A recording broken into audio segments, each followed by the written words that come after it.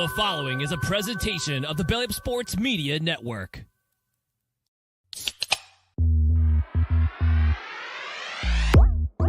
And I'm ready to go crazy because the Celtics are going all the way.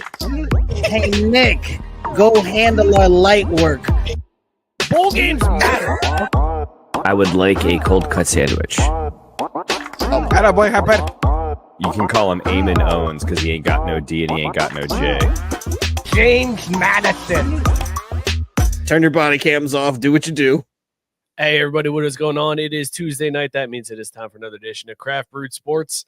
I just want to take a quick second here, fellas, before we start the show and just say how excited I am because it has been announced that McDonald's is bringing back the snack wrap, and I can't be more excited. It is happening.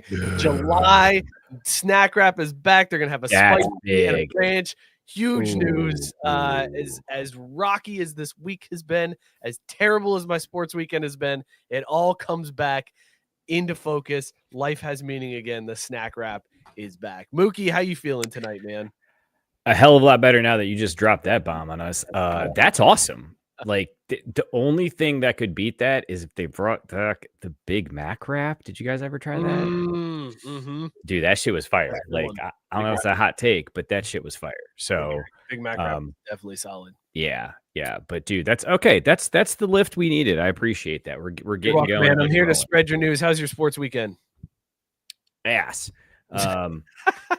Mainly because that's what our soccer team is. And to top it off, the fucking Rockies won last night. Like, what the hell, man?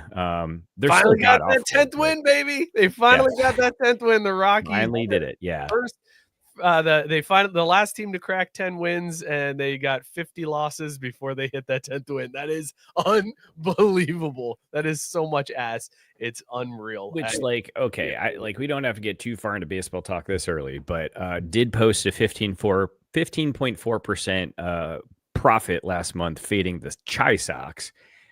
Fading the Rockies has only been more profitable, but I still cannot wrap my head around what it's like to lose 50 games in a season and know that you're not even halfway there. Third of the way. Baseball's crazy. It doesn't make any sense. Who would want to play that much of a sport consecutively knowing they're like stuck with that team or whatever, or they got to grind it out that long? Like, I don't get it, man. It's got to be tough. I just want to go to the chat real quick because Tyson said, thank God Mike is back. And he's got a dildo shaped. It's just straight up dildos that he's got as his picture. I don't know for any type of liquid, but those are just straight up dildos that are in Tyson's profile picture this week. Tyson, I am back. Scott is late. Scott will be here at some point. But we've got the other Scott in the chat who is saying Scotty Scheffler wins in May 3. Colorado Rocky wins in May also 3. That's unbelievable. So hanging out with us tonight, since Scott's going to be running a little bit late, we also have a big UFC fight this weekend. So our boy Money Blake Stephenson popped up and was like, hey, fellas, have your boy on. So Blake, welcome back, my dude. Cheers. It's so good to see you, man.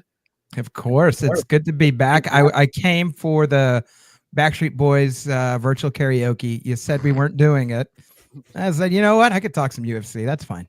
Cheers to everybody. Also, this show has gotten wild when you have default pictures that have dildies in them. I don't know what people have been doing out there in the streets since the last time I've been here, but I guess cheers to whatever floats your boat. That's fine. To be fair, it's Tyson. Tyson's profile pictures have become iconic. He'll rotate throughout the show. He might not have that profile picture next time a comment comes up from him. He's that kind of guy, just constantly switching out different dildo pictures for us. And what's it say that like that picture specifically has me kind of just shrug and go, that's not that bad. Like that's pretty mild. What's worse, the picture or the Rockies You know, It's the Rockies. record. It's I the don't know. Rockies. It's the Rockies because Okay. there's hope for the Right. picture. You know, like there's hope. The Rockies, there's no hope.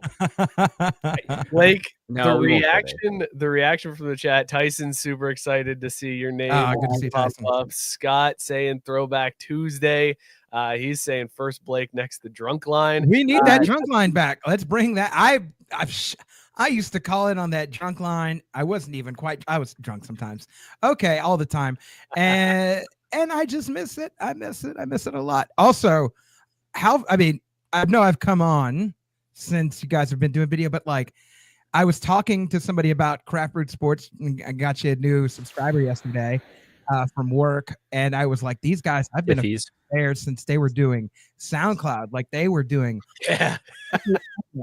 I remember this, and then like a few episodes in, they did video, and they had my Kyle Steele on, and ever since they've been video, and they've never looked back. And the show has just grown and grown, and it's just so awesome to see y'all grow every time. I appreciate that. I look back at some of those videos, and I'm like, good Lord, this quality is atrocious. People still tuned in. People still tuned in. People still watched your shit. They're like, I got nothing better to do on a Friday night. Let's see what these fools are talking about. Too. Yeah, it was like prime time hours back then. And also too, I think they tuned in probably just to see who was going to get iced. Yes. Oh yeah. That's all I'm saying. PK Subban, still the only black hockey player I remember from that list. Which there could be a black hockey player Stanley Cup winner coming up here. If it would also mean a Canadian team would have to win. So we'll have to get Scott to weigh in on that one. Yeah, we'll wait for Scott to get here to talk that. So here's what I got on deck tonight. We're talking with Blake about UFC 316. He's gonna learn us something. We're gonna be educated, Mook, about Ultimate Fighting Championship and not just sort of fumble through this one, because I know you want to place some bets. I was gonna say I can't wait to gamble on this information. What better way for you to excited. learn who to bet on than having the expert Money Blake Weather explain to us about this pay-per-view that's coming up. We are going to talk about the changes to the College Football Hall of Fame criteria, the Mike Leach rule, as it's now being referred to. There's a dumb take from a youth baseball coach that I want to get to and discuss with you guys. I also have feelings about the Mariners retiring Ichiro and Randy Johnson's numbers, so we're going to get to that. Also, a Baja Blast story. So we're going to talk some Baja Blast later too as well. Before we get to all that though, let's talk about these I can't even say beers, these drinks that we're drinking on this fine Tuesday. We rate them as always on Caesar scale, dog or no dog. Mookie, what is in your mug tonight, dog or no dog? Yeah, we're going a little OG here tonight.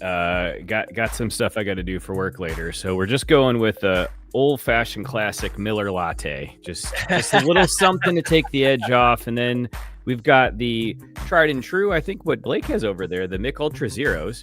They're fine. The Miller latte is an OG dog. Like that is no question, especially in the gold can. Like I was gonna say that 50-year anniversary gold can, it's nice. It hits nice. Yeah.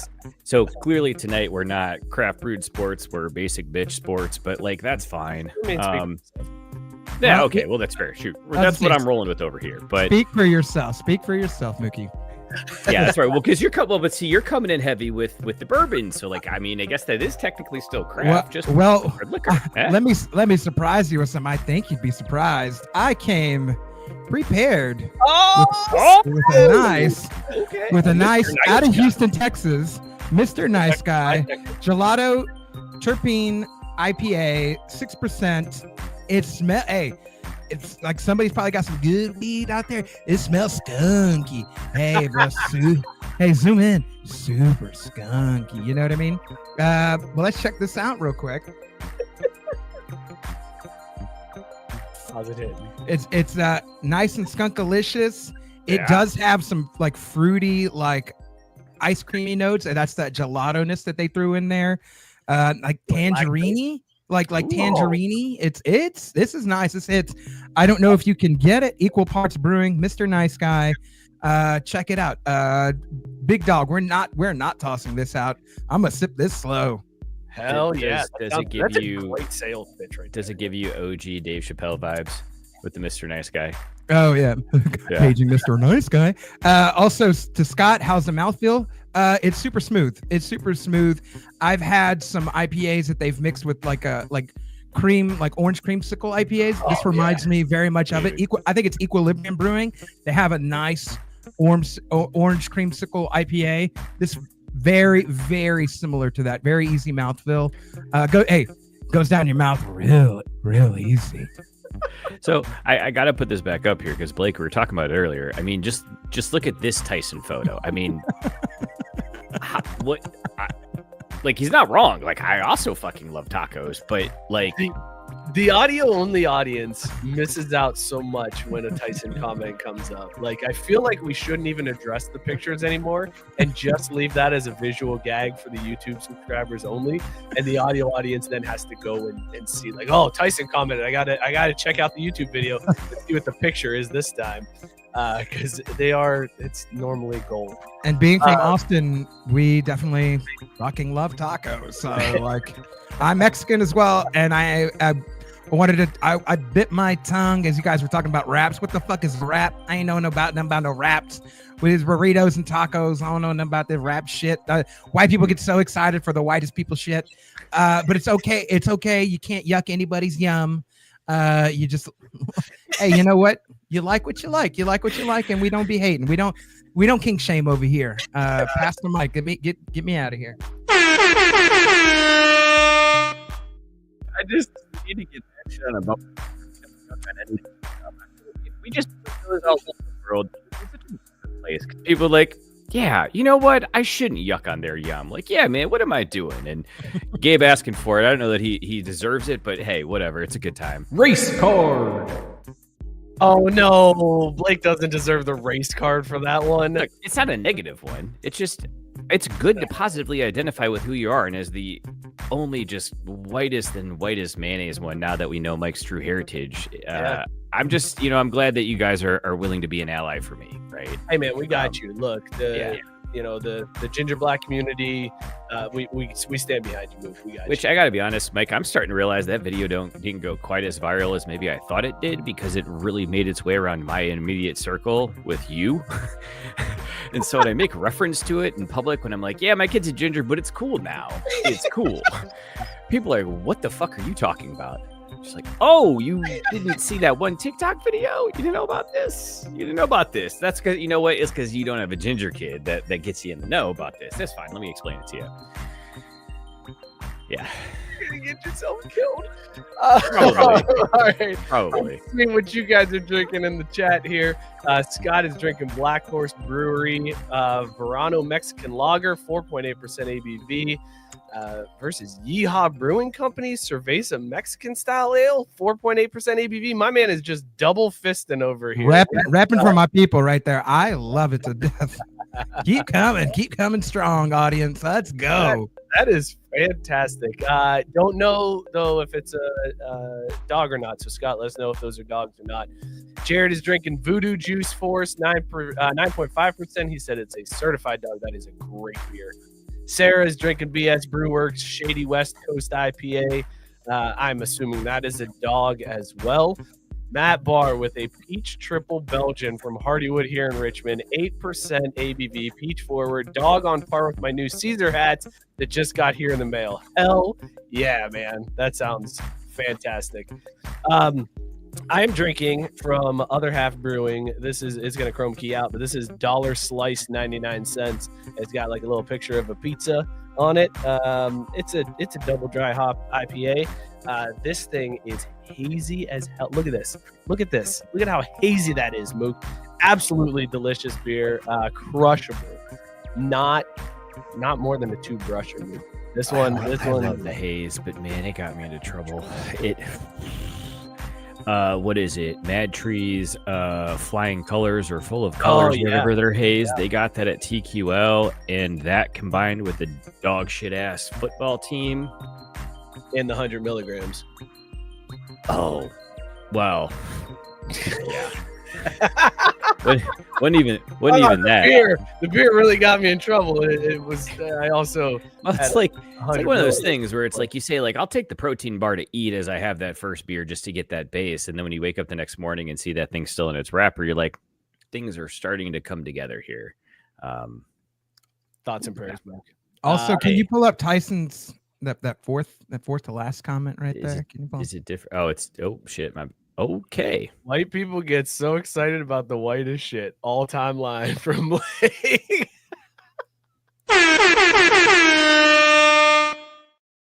We needed to screen grab that because that combined with the little gnome butt. Yeah, David the gnome's butt that's hanging out here. In all seriousness, though. How do you know his name's David? You don't remember David the gnome? Is this from like Care Bears or some shit? Like, he's too young for you. David the gnome was legit great Nickelodeon cartoon back in the 90s. All right, bro. Sarah, this is actually Google One right here. David the gnome. David the gnome. I can't believe you never heard of David the gnome, bro. There's your old man segment of the week.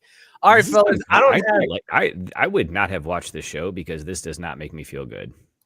It makes me really uncomfortable. David the gnome made you really appreciate nature and appreciate everything on this earth, man. I feel like he's gonna touch me and I'm not gonna like it.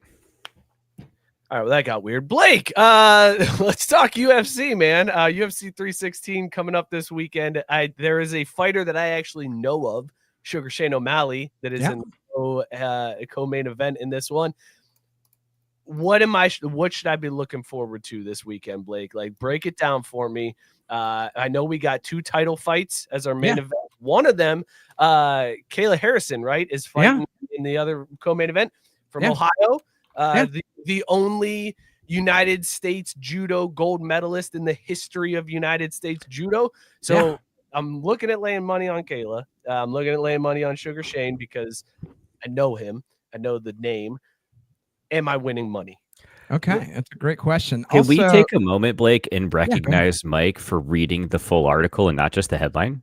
Oh, bro, I'm really impressed. I was like, oh, there's a UFC. Blake's coming on. There's a UFC event. Let me see the names. Don't know that guy. I know Sugar Shane.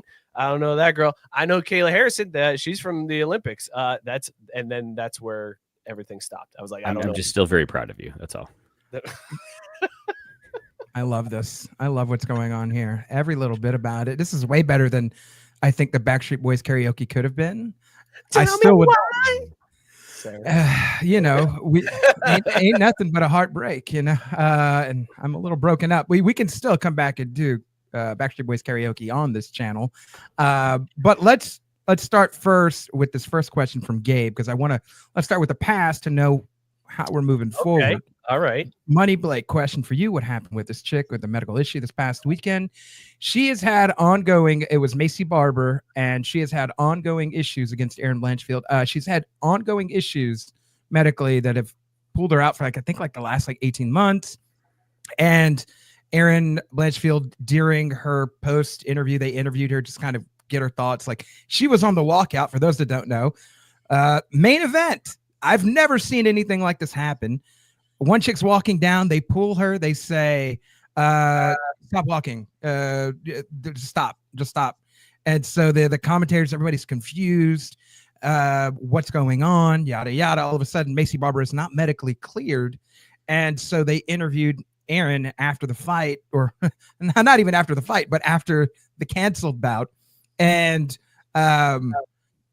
she was said something to the effect of, I don't know what happens when somebody has a seizure. Nobody knew anything, but the opponent found out that the other opponent had a seizure. So apparently Maycee Barber had a seizure prior to her bout. She's had medical issues that they've had experts on, could never figure out. They gave her a treatment with drugs and I guess maybe physical therapy or whatever to try and treat whatever she had. Nobody knows. Maybe this was onset by going too hard, too fast, weight cutting. She didn't look too great. She missed by half a pound. I don't really know. I've never seen anything like that. It'd be thoughts. I could say thoughts and prayers, but you just it sucks. It's weird. should you have a backup opponent ready in case of events like that? I don't know. I don't know what the right answer is, but that's something that we're walking into. We didn't get our main event last weekend as a UFC fight fans, so I think we're doubly anticipating walking into this next round of fights with some. We need some, pizzazz. We need a little fireworks because we're owed one. So let me just back up here for a second, Blake. So what you're telling me is that this fighter had a seizure. Mm-hmm. Like, did you try to cover it up? Like, no, don't tell anybody. No, I didn't have no seizure. Like prior to her walking out. Like she. I was gonna say it was like within an hour. Seizure, and then was like, "Shut up! Don't say anything. I'm fighting." And then, the opponent found out because it was the main event time. One fighter was getting ready to walk. Like during that time of the other fighter getting ready to walk out of her locker room, walk through the tunnel, the other fighter had a seizure. I don't insane, bro. It's insane. What are the odds too? Like of her, like that's so close to it because you like have a backup fighter. Like I don't know that this is. I'm assuming this has never happened before. Never. And all the time I've watched UFC, this has never ever happened. So it's like, what do you do? Like, how do you? All you do, like they had to make an announcement. Like Bruce Buffer had to get on the mic and be like, "Dude, ladies and gentlemen, like nobody's fighting. It's over. It's not time. It's not time because we ain't got shit planned. It's time out. We're done. Time for Backstreet Boys karaoke. It's closing time. Oh, yeah." Shit. So did they give refunds or anything? Like I'm sure people were pissed. Like they stayed for the rest of the fights. You don't get no refund at that point. Like you came. Wait, so it wasn't the last fight? It was the very last fight, but you didn't get no refund because okay. it was the last fight. Like you stuck around for the other 10, 11 fights. Look, you're the type of guy that eats the entire steak and then was like, I ordered this medium, but it's medium rare, so I want a refund. Like, no, man, you ate the whole steak. I would love to say I would be that guy, except I know I'm not because I've tried or thought about doing that, and I looked down at my plate, I'm like, oh shit, it's gone.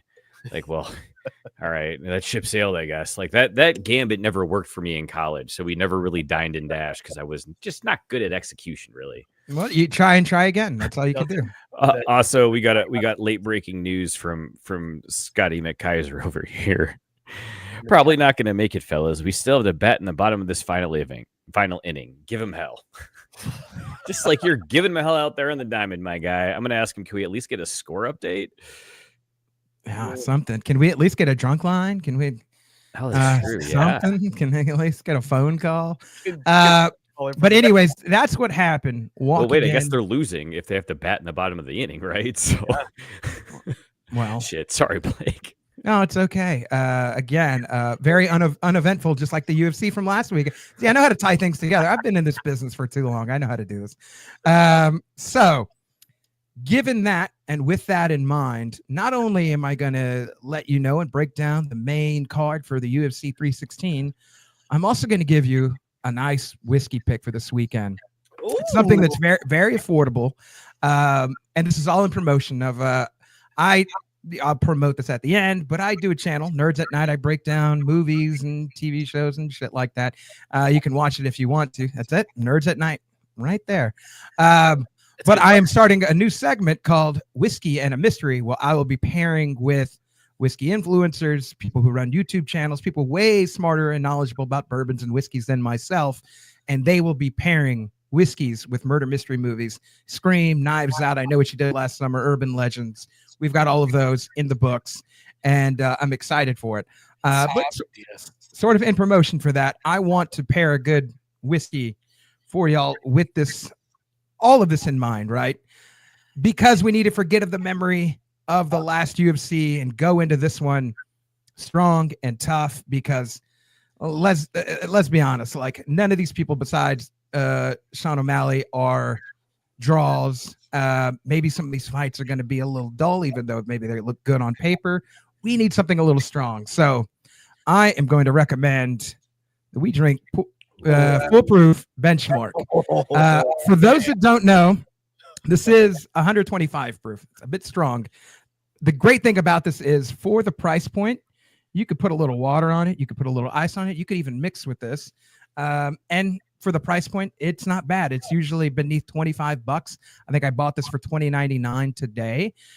And also for those who like have they sort of, I know a little bit about whiskey. It is the same mash as mash number 1 from Buffalo Trace. It's the same mash, and it's made from Buffalo Trace. So it's as if they grabbed all the barrels, the ones that they don't use for Buffalo Trace, and they put this in there. They're like, what are we going to do with these? They're like, we're going to serve it to the public. We're going to get them drunk. That's what we're going to do. Yeah, and that's what's up. And so with this, it almost has that same sort of sugar cherry note to it. It almost smells like a very like nice, like thick and meaty wine, like a red wine. It looks super good. Looks very reddish. Like there's some good copper color on that. Oh yeah, and it's full flavored. So you get a little bite from it, but it's very easy going. You get a lot of woodiness, a lot of sugar. It's a nice little burn at the end, but the finish tastes like a cherry, like a dark cherry note, maybe plummy at the end.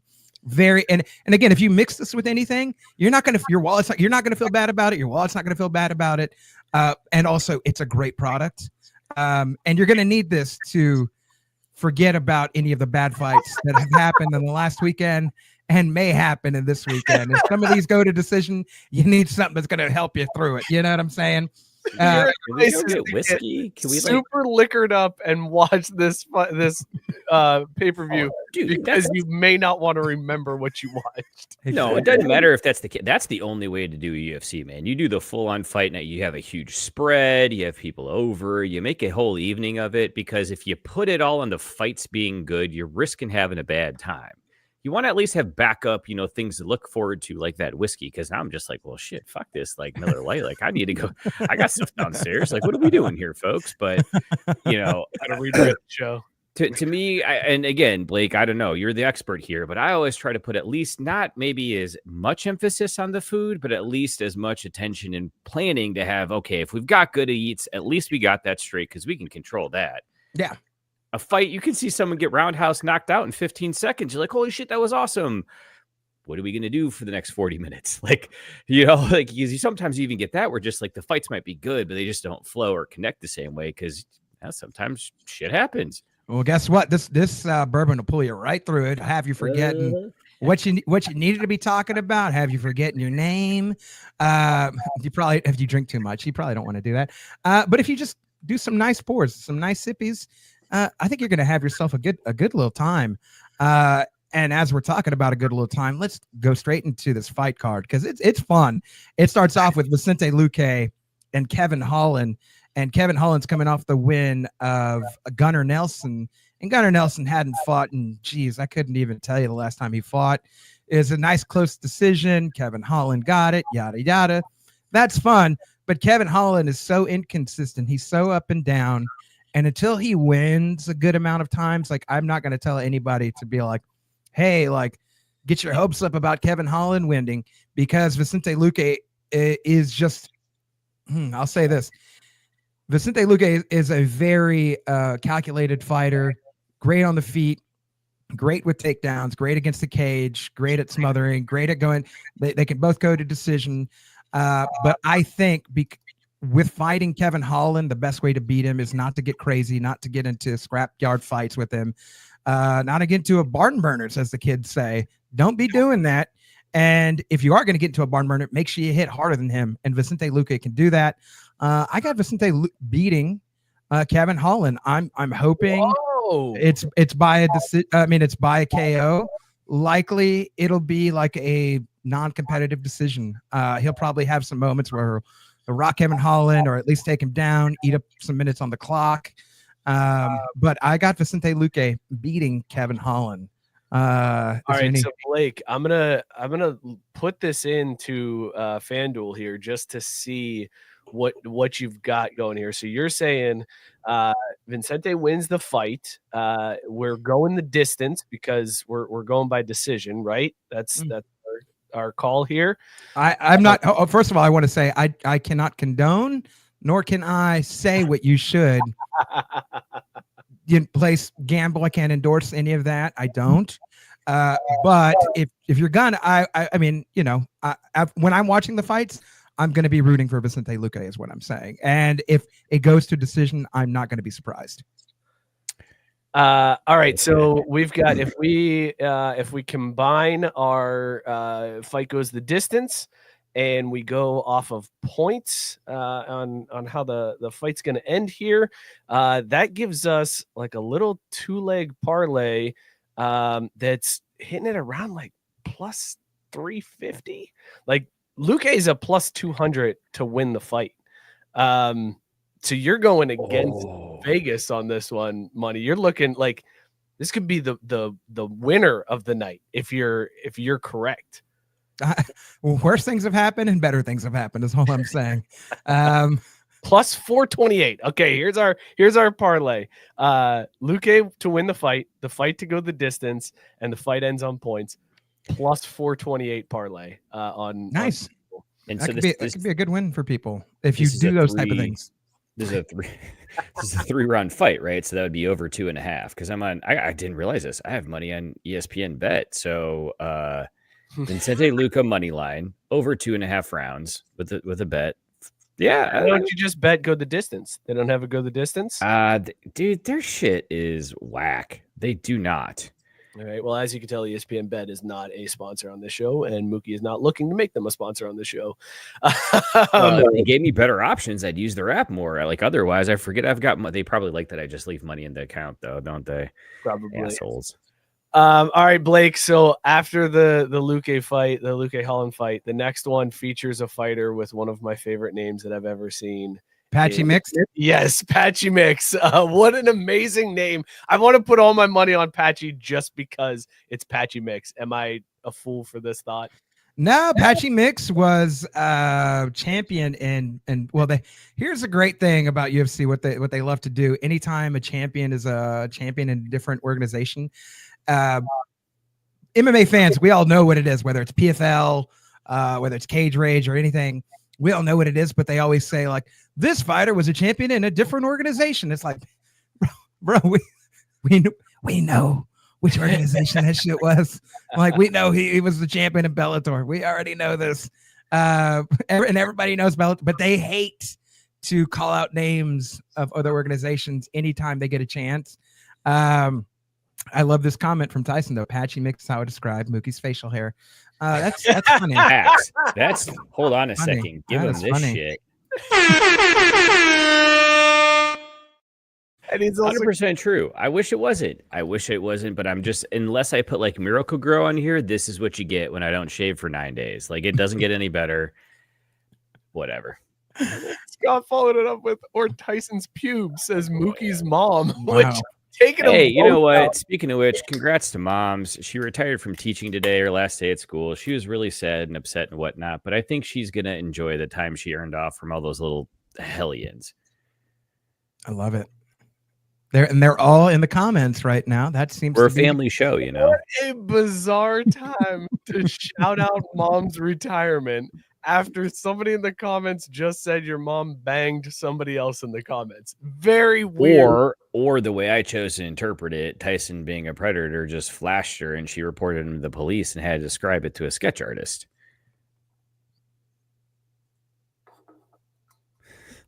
No, that's accurate though. I mean, right? Like I heard that. I felt that 1000%. How's that for copium? Blake, tell us about Patchy Mix, man. Let me tell you about Patchy Mix real quick. Here's what I love about Patchy Mix. His 5 last wins. Kyoji Haraguchi, who was I'm gonna do the UFC thing. He was a champion in another organization. But also they fought for the Bellator Bantamweight World Grand Prix. Patchy wins. He beats Magomedov, who's a former UFC guy. Beats him with a submission. Beats Houfian Stotts with the KO knee. Beats Sergio Pettis, who's Anthony Pettis' little brother, who was like he was amazing. Like Pettis brothers, as they got older, sort of Anthony's stock went down a little bit, and Sergio's sort of rose, and he sort of became the better Pettis brother. He beat him with a submission, rear naked choke. And then Magomedov beat him with a split. A lot of people think Patchy lost that fight. That was last May, funny enough, and maybe not funny enough. But Patchy hadn't fought in a while, and Bautista has fought in a while. I want to pull up something real quick. Mario Bautista is interesting because he's also on a bit of a streak.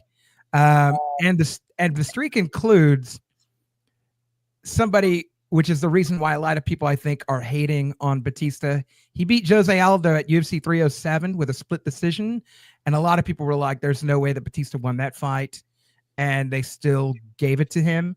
And then what doubly sucks is in Jose's last fight, he fought Firas Zahabi, who is GSP's coach and been a lot of people's coach. He fought Firas's little brother, lost in Canada by I think a split decision, and then retired. And it was the saddest thing I've seen in a very long time, because I've been seeing Jose Aldo fight since I got into MMA in 2009. So is Jose still alive? Yeah, and he's sad, and I'm sad for him. You leave that man alone. He deserves just a peace and tranquility. That man has been cheated out of 2 losses in a row, and it sucks.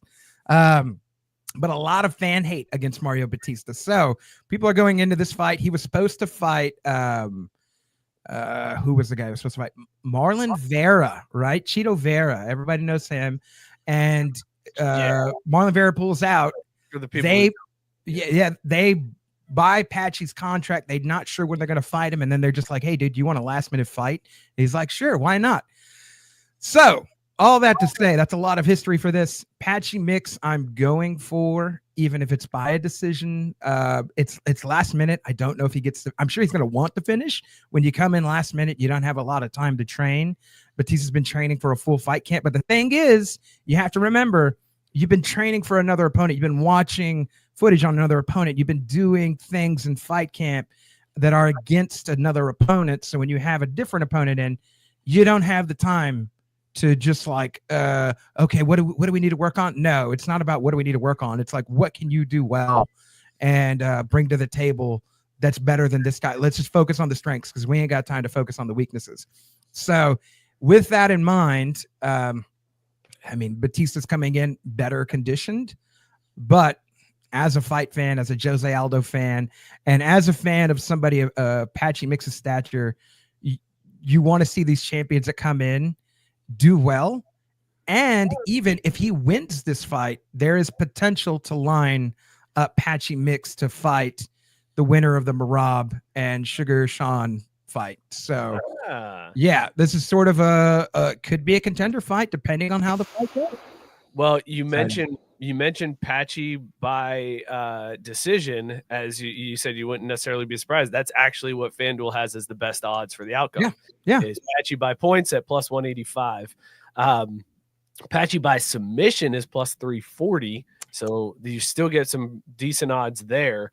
But they are not looking like they're expecting a KO in this fight, because either fighter by KO is either plus 650 or plus 900. If anybody's going to win by any sort of finish, it would be Patchy by a submission. And that submission would be either, let me look at his career real quick. It's going to be rear naked choke or guillotine choke. One of the two. I was going to guess rear naked. I love a rear naked choke, man. Like, that's my favorite way, because you just see the life drain out of their face.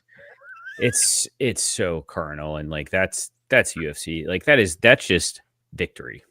That's what that feels like. Tyson, I'm not pronouncing Jose wrong. Like, it's not Spanish. He's Brazilian. They pronounce the actual J in Portuguese. Apparently, it's not. I didn't make the rules up.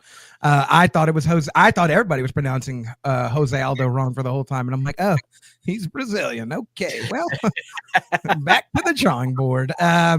But let's hop on to this next fight real quick. Kelvin Gastelum, Joe Pyfer.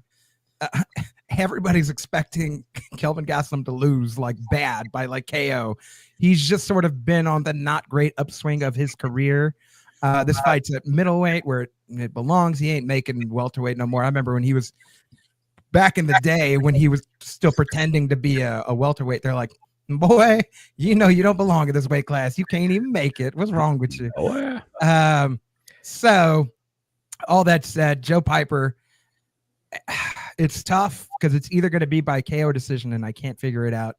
I would love to see Kelvin pull up. If you got an underdog in you on this card so far, from what I'm saying, Kelvin is that underdog that could come back because he's just so vetted. But this seems like one of those fights where they're setting up the young lion with the old lion, and they're having a new, lion at Pride Rock. And, a lion off. We got a lion off in this fight. Oh, yeah, shit. It's a real thing. Yeah. So I gotta ask you again, as someone who watches a lot of these, some of these seem like, at least the way the lines are set, is pretty slanted. Like minus 380, minus 700 for Joshua Van. Like some of those seem like pretty uneven matchups. Do you think that's typical, or is this just kind of how it's shaken out? It'd be like that sometimes, as the kids say. It'd be like that. It's not always. Sometimes the fights are more competitive because you're like, guys coming off of 2 losses. He's fighting another guy coming off of 2 losses. Guys coming, he had the win, but it was split, and the other guy's coming off a loss, but he should have won. Some of these fights though, some of this card seems like setup, right? They're wanting to set up the next person to climb that little nook in the ladder to go up higher. And that's what it feels like with this fight right here. That's what it feels like with the Patchy and Bautista fight. Like, match up a guy who used to be champion. If Bautista wins and it's a KO in the first round, holy shit, we got us a contender, because this division's looking a little weird, because Aljo's not going to fight Merab. Even if Merab wins, they fight out of the same camp. Nobody wants to see Aljo fighting Sean no more. We got Cody Sandhagen somewhere in the ethers. Like, he does good, but it's like, who else do you got? Like, we need to shake up the division, and sometimes it comes at a cost of putting fights where it's just the odds are a little uneven, and it either makes the underdog story that much better, or it makes that contender story a little bit better, because they're like, they just fought the guy who like was there not too long ago, right? So like, we gotta give them their respect. We gotta give them their flowers, as the kids say. I feel like what you're saying basically is, like, sometimes you're in the card making room, right? They're trying to work out the schedule. They're trying to see who they're going to put on the card. They look at it, they put it up on the wall, and they're like, oh man, I don't know. I feel like we could do better. And then they look at the other guy in the corner, and he goes, where are you going to go? Yeah. It's what we got. Where are you going to go? Yeah. What else is there? What else you got? You telegraph this you shit. You telegraph the shit out of yourself. You were going with that as soon as you started. It doesn't even sting. Oh yeah. I mean, I was trying to set that up for a minute there. But to cover up for that, the camera like you're a goddamn boomer. I feel like I'm. I don't know, because I kept wanting to adjust it, but I didn't want to like do it on screen. You can just pull your mic back a little bit. That's okay. The kids do it all the time. You just pull your mic back. Well, I mean, I could do that. I could be sitting back here just straight chilling. Might as well put my feet up, right? Really get in. Up there like you, what? It's like, hey, you guys FaceTiming? Can you hear me? Is this thing on? I can't hear you from here and talk down here. How does this work, right? Do I talk? Do you talk? Who talking? Speaking of boomer, Scott chimed in saying that they're down 18-10. The ump has been horrendous, all caps, the worst of the season, and it's not close. So I tempted him and teased him as like, look, if you want to pop on an overtime and debrief, you got an audience. He's gonna be we'll hot. See. He's gonna be so pissed. It would be hilarious. Mookie mentioned the slanted line, so Blake, that kind of takes us to the next fight on this card. Kayla Harrison beat the shit out of Julianna Peña, bro. Yeah, Peña Harrison. It is Harrison is minus 620 odds. And here's the reason why. So just to give a little background, because I know I've been eating up so much time here, but don't you apologize. That's why you're on, brother. Oh, okay, good. But she is a 2-time golden Olympian. Like, she has won 2 gold medals. It was in the 2012 games and the 2016 games. She's her judo better than Ronda Rousey, like every day of the week. Her striking, I don't want to say boxing or kickboxing because neither one is like fully fleshed out, but her striking is way better than Ronda Rousey's ever was, as just somebody who was just like, want to take you down, want to get you the arm bar. Let me do the one trick. Kayla's like, I need to learn a couple more tricks. And she has. And that's the beauty of why she went undefeated for so long in PFL. She went undefeated. She was 15-0, loses to Larissa Pachenko in 2022 after winning 15 in a row, beats Aspen Ladd, comes over, beats Holly Holm, beats Caitlin Vieira. It was like a weird, unanimous decision, whatever. But that Holly Holm win, she beat her by submission and rear naked choke in the second round. And like that was wackadoodle. Like the only person that done that was Miesha Tate. Like that's crazy. And again, Holly Holm on the second half of her career, but it's still like that's a great name to come into the UFC and just like body slam a gal and then just be like, let me take your neck. You give you a little bit of that treatment. All that said, Julianna Peña, this is her second run at being the champion. Fantastic. Like you don't get there without a lot of hard work, dedication, taking a beating, all that good stuff. But there's nothing. I'm going to quote a great as Blake Weather. I'm going to quote the great Floyd Money Mayweather when he said when he talk about opponents and they'd ask him about what do you think about so and so, and he'd be like, he's a jack of all trades, master of none. Like homegirl's a jack of all trades, master of nothing. She can take you down. Yeah, that's great. She choked out Amanda, and then Amanda came back and was like, well, let me show you what happens when I really focus. Her striking looks so sloppy. It's I don't know how you get that far with striking like that, besides having nice setups and nice takedowns, pushing people against the cage, keeping them down as long as you can. However, try to do that shit with somebody who can take down better than you, who can cage control better than you, who has better top game than you, who has better reversals than you, has better striking than you, is more precise. Let's see that shit happen. And that shit's not going to... No. Remember Dikembe Mutombo back in the day? He used to put a little finger. No. No. That shit ain't happening. So Kayla Harrison, let me see. She's got 6 knockouts, 7 submissions, 5 decisions. She went decision last time. Decision. Oh, I could see this being. You know what? I could see this being a submission. I could see this being a submission. I don't know what round. Like, it could go decision, and she's been 5 rounds before. She's been 3 rounds, 5 rounds. Like, don't sleep on Kayla Harrison. She is a little bit older. She does have a tough time making weight, but I could see a world where she takes down Julianna Peña and either gains top control and gets a nice little TKO second round, third round, or gets an armbar. All the odds makers are probably saying, and you can verify this, they're probably saying that it's going to be decision for Kayla Harrison. Actually, you are amazingly good at this, but you're slightly off. Odds makers are saying Kayla by submission is the odds on. See, that's 185. That's not what I got. I got 100 for Kayla Harrison by points. I got Kayla by points at plus 130, but Kayla by submission at plus 160 on ESPN Bet. Well, that's interesting. See, I would trust FanDuel over ESPN Bet since you just said that ESPN Bet was shitty and terrible.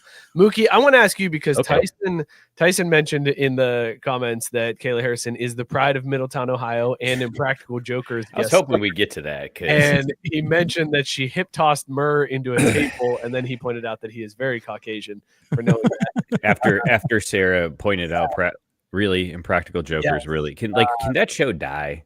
It can't, because then 2 entire networks will fall off of your cable subscription, because what would TNT and TBS do without Impractical Jokers? They'd have to go straight with Carbonaro effect. Come on. You can't compare the two. But Mook, I got a question for you, because I don't know if you know Kayla Harrison. I don't know if you have visually seen her, but this is Kayla Harrison. Yes, because how much money to take a hip toss from her? Take a hip toss? Hip toss. She's where though? In the gym with a mat or on the ground? Because street. You got out of the bar. Listen, here's the scenario. No. You got out of the bar. Aggravated assault, bro. You bumped her and spilled her drink, and she's like, "Take it out. Let's go outside right now." How much do we have to pay you to get you to step up to her? Don't do that. Don't do it. Don't take any So, money. okay, I have one quick clarifying question. Is this in addition to paying my medical bills? Medical bills are covered. This is this is pure profit margin. It might also be funeral bills. You crack your head on the fucking concrete, Well, yeah, bro. The sure, way sure. that she throws you down, fuck off. You could die. Yeah. Yeah. Here. Yeah. I need Mike. We need some parameters because The stuttering, man. Look at my man. because I looked it up. I did Kayla Harrison hip toss, and if we're in a gym with the mat, 10 G's. Like, why not? That seems like a nice little payday. That seems fair. But on the street, on concrete, like, nah, man. Well, no, I'd be dead. So it need to be like millions. Like, my family needs to be taken care of.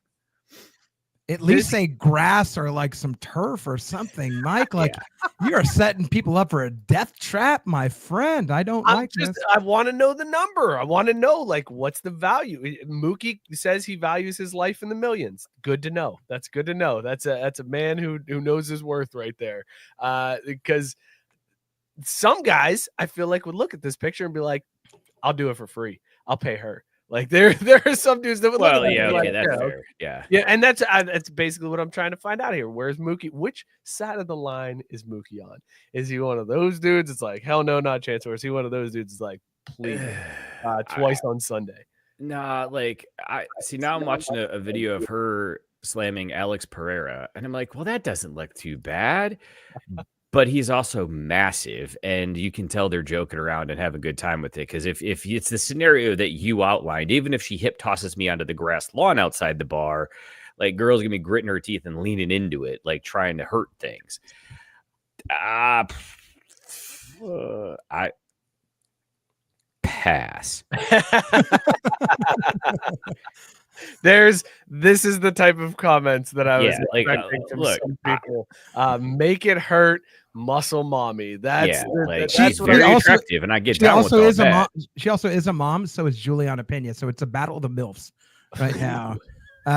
Which for some people it into one or the other, and that's absolutely fine. Like, I don't want it to hurt. That's just one of those things I never quite understood. Like, that's just not my jam. Like, I don't want it to taste like pennies, and I don't want it to hurt. Other than that, let's explore the space. All right, we got to do this from Gabe, because Kayla Harrison, like I said at the top of the show, from Middletown, Ohio, just up the road here from us. She was blew up on the scene in the Olympics. That's all the news could talk about around here. But there are also several other athletes that hail from Middletown, Ohio. So Gabe wants to play a little sip, chug, drain, pour here. Kayla Harrison, Cris Carter, Kyle Schwarber, pride of Middletown, Ohio. Who does Middletown claim more in this sip, chug, drain, pour? Wow. Let's start this off by saying, Blake, clarify. Outside of Kayla Harrison, do you know Cris Carter and Kyle Schwarber? For the record, no, I don't. I don't know. I figured that was the case. It's all good. Cris Carter, legendary Vikings wide receiver, CC, and then Kyle Schwarber, MLB player, played for the Cubs, won a World Series with them. Like, he's he's just a baseball dude. Just when you picture baseball guy, it's Kyle Schwarber. Average baseball guy, average football guy. Jesus Christ. No, hold on a minute. I feel like that there's Cris Carter did coke and had himself a career and is quite entertaining. I mean, Cris Carter's a Hall of Famer. He's a Hall of Famer. Kyle Schwarber, probably not a Hall of Famer, but a pretty good baseball player. He's had some moments in the World Series and the playoffs. So if I'll jump in. I'll go first. I'm gonna say sip, chug, drain, pour. They are sipping, because this is Middletown, Ohio. They are sipping Kyle Schwarber because he is just the quite perfect complexion for Middletown, Ohio. They are going to chug Kayla Harrison because she's also just quite the right pigment of skin, and then they're going to drain pour Cris Carter. If it was me personally, I wouldn't rank it that way, but that's how Middletown is ranking that. If I'm putting myself in a Middletown. Oh, yes, okay. you are. I thought we were having to. I don't want to have relations with Carter or I don't like this game. Okay, you don't have to have relations if you don't want to. It's more somebody like, sipping somebody, and I don't know about this man. The correct answer here, if we're being serious, and if I had to pick outside of Middletown, it's sipping Cris Carter, it's chugging Kayla Harrison, and it is drain pouring Kyle Schwarber. All right, I'll second that, since you know a little bit more, and I'm like, Cris Carter, what's up, Cris Carter? We could go out for a steak dinner, and I'll never call your mom again. Mook, you are okay. You're against this. I would flip them. If we're gonna claim someone, I think it's you wanna sip on Kayla Harrison. She would make your city proud no matter what. She's a champion and top class athlete. What are you saying? Cris Carter can't make your city proud? He's had some situations, right? He's had some scandals that he's the Walter Payton NFL Man of the Year in 1999. What's that? He was the Walter Payton NFL Man of the Year in 1999. He's had some really good years too. So again, not a bad dude, but not on Kayla's level, and Kyle Schwarber can get fucked. So I would just flip those two. Fair enough. Actually, I'm gonna second that. Actually, you sip on a little Harrison. Let's see what's happening, baby. Also, I love what Tyson said, because she is a mom, but he did call out she adopted her sister's kids. Like, that is actually true. I wasn't going to get into it. I thought I was too tough in breaking down the fights. I thought I was going into too much. I didn't think I needed to get into the story. Thank you, Tyson. Again, like Tyson comes out. Nickname Iron. You know what I'm saying? Because he coming with the heaviness. And then the last fight, real quick, as we return to this, so that way we can round out and everybody can hear about every other sports that's not MMA related. We got Merab. I hate pronouncing this guy's last name. Dvalishvili, and Sean O'Malley. Sugar Sean O'Malley. I've favorite. I've been a Sugar Sean fan since all the days. Like, as soon as he came on the Contender Series, I think he even came to the Contender Series when they had Uriah and Snoop doing the Snoop cast. I think he came on that season, like the first season. And they need to bring that back. I want to see Snoop drinking gin and juice and smoking weed with Uriah. And you could switch between it was funny on UFC Fight Pass, you could switch between the regular commentary or Uriah's and Snoop's, and theirs was so much more funnier. Yeah, I don't know why there's no decision there, right? Like, I don't. The whole broadcast. That should have been it. Like, I don't know why they're giving these other, like, bro, like, let them release the rap album. You know what I mean? Release the tapes. You know what I mean? But Sugar was injured in the last fight, and has taken us a whole bunch of time off social media. He's taking the fight more serious, and you hate to hear that, right? I'm taking the fight more serious. Like, bitch, what were you doing last time? You wasn't taking it serious? Like, why, bro? You was a champion. Like, what's wrong with you? Like, you don't like being champion? But he's made all these, like, sort of promises, and then, I'm away from social media, I'm away from weed, I'm away from distractions, I'm focusing on fights, I'm way more healthier. You hate to hear that.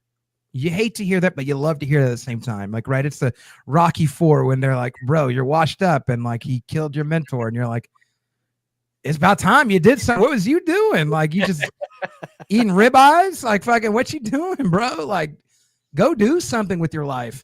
I saying that I want Sugar Sean to win beyond a shadow of a doubt. Can you make and here's the reason why I even brought out this. I was going to bring out a better whiskey, but you know what the other fight reminds me of, and the reason I didn't pull out something more fancier, like actual Buffalo Trace.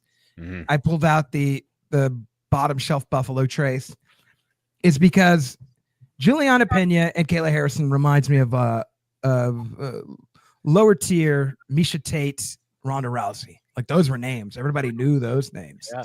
This reminds me of lower tier Conor McGregor versus Khabib, right? You have a takedown guy. You have a takedown guy. You have a guy who's very active. You got a guy who's on a run. He's bum rushing everybody. He's bulldozing everybody versus a striker who's a precision sniper striker. And if you berserker those type of guys, they get no shots in. Like, think about it as a military, right?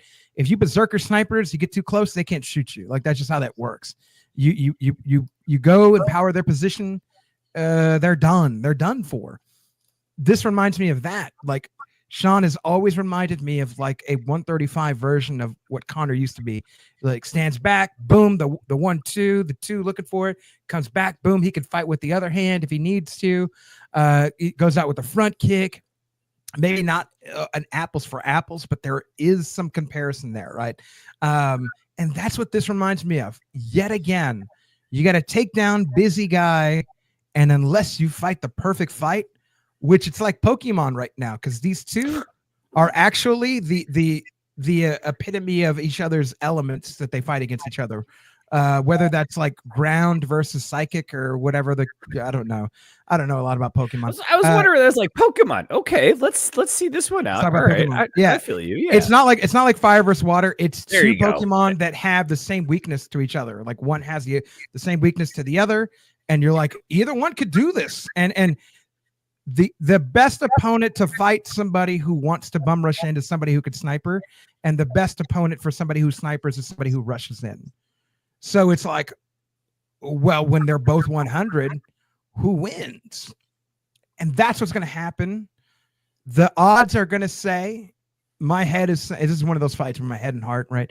So let me have that monologue for myself. My head is saying Merab is going to take this, and it's going to be a decision. It might even be a rear naked choke. My heart is saying, I want Sean to fulfill all the promises of what he's been saying over these last few months, and to come in and just like pick him apart, even if it's by decision. Like, he won that last round in the last fight because he just kept him at distance. He realized where he's not doing good, what he needs to do to push Merab back. And that's what you do against wrestlers. You push them back. You let them have forward pressure. Go back to the Bilal Jack Atlanta fight a few months ago. Bilal lost because he couldn't go forward and go on the front foot to take down Jack. When you don't allow an opponent, a wrestling opponent, to do that, a pressure opponent to do that, you take away their whole game plan. I hope Sean's been planning that, and I hope Sean is able to do that, because we know Merab's not going to do anything different.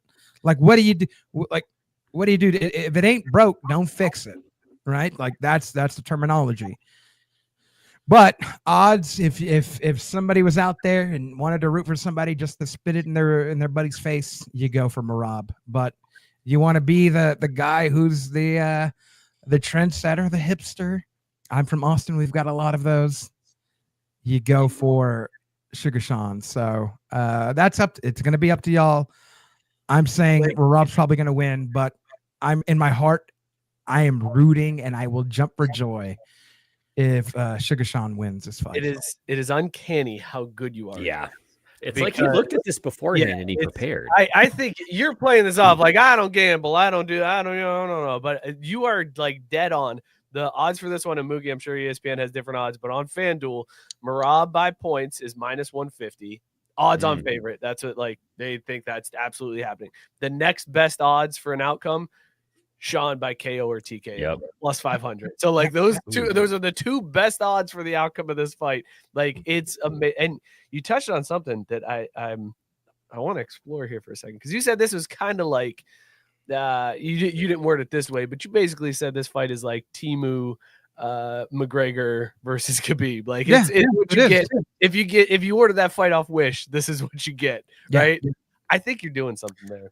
You're just doing the Irish last name on O'Malley when comparing him to Connor, and then you're saying the guy that you were afraid to pronounce his last name, and you mentioned another guy you didn't want to pronounce the last name. I think you're just doing something here, Blake. I don't know. Race card. I've got two of them this fight. I do want to call out Matt's. Pull up Matt's real quick. Blake sounds like Temu Trump. Let me do something real quick.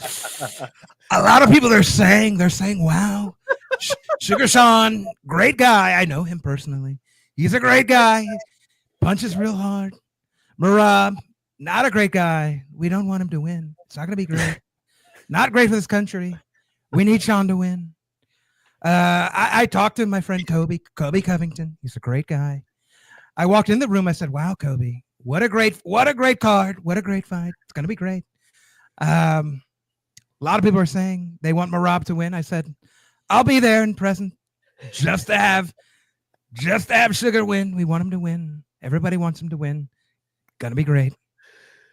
President, appreciate the input on this fight, but I noticed that sitting next to you is former InfoWars host Alex Jones. Alex Jones, what do you have on this fight? Anything that you've got for us?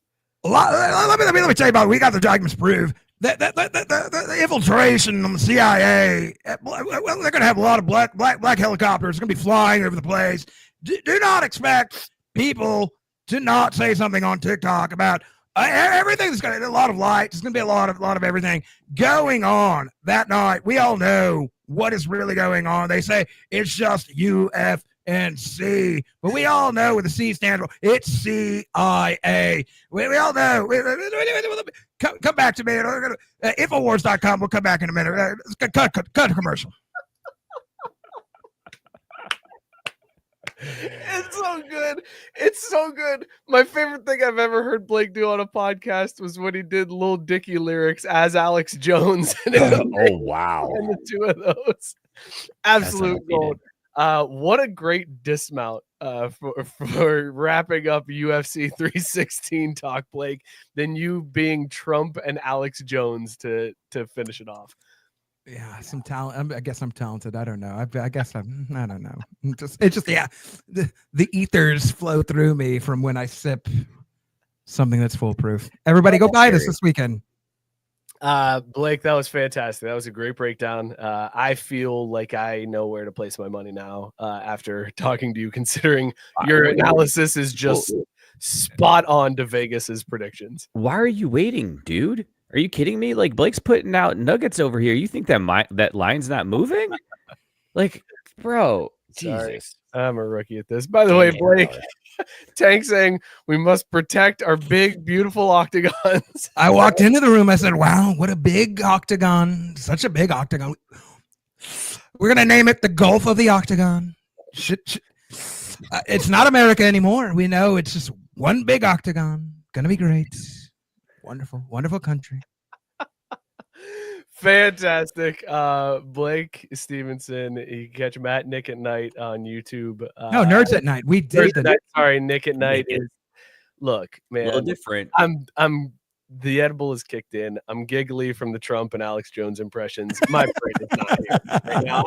I'm 20 minutes past this show already. Blake's gonna stick around with us though as we move off of UFC and start talking some other sports. So let's do this real quickly here. Let's talk some football.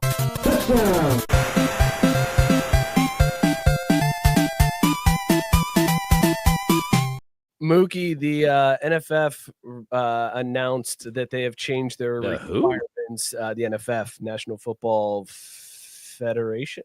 They changed their qualifications for the College Football Hall of Fame, and now coaches are allowed to get into the Hall of Fame. It used to be they had to coach as a head coach for at least 10 years. They had to have at least 100 wins and a winning percentage of 0.600. They had to have 60% of their games for wins to qualify. That left a lot of coaches just on the outside looking in. One of those was Mike Leach. Mike Leach has a career 595 winning percentage. So they have adjusted it and lowered that winning percentage requirement, meaning somebody like Mike Leach, Les Miles are now eligible for the College Football Hall of Fame. You're shaking your head. You're anti-Mike Leach rule here. Look, what happened was tragic, and it's not the way you want to see anyone wrap up or go out, right? But like, this is a typical get good situation. Why are we lowering our standards? Why? Because it's 0.596. Like, if that's like a win away. Yeah, well, then he should have gotten one more win. I knew you were going to say this. I mean, man. come on, I man. knew you were gonna say this. Like, no.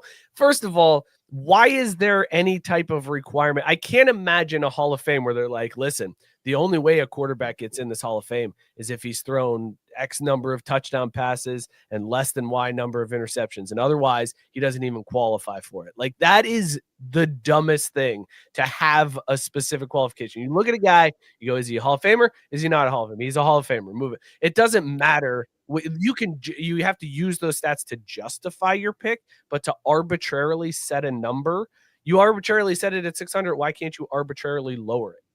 Because he's not a Hall of Fame head coach. So why change it?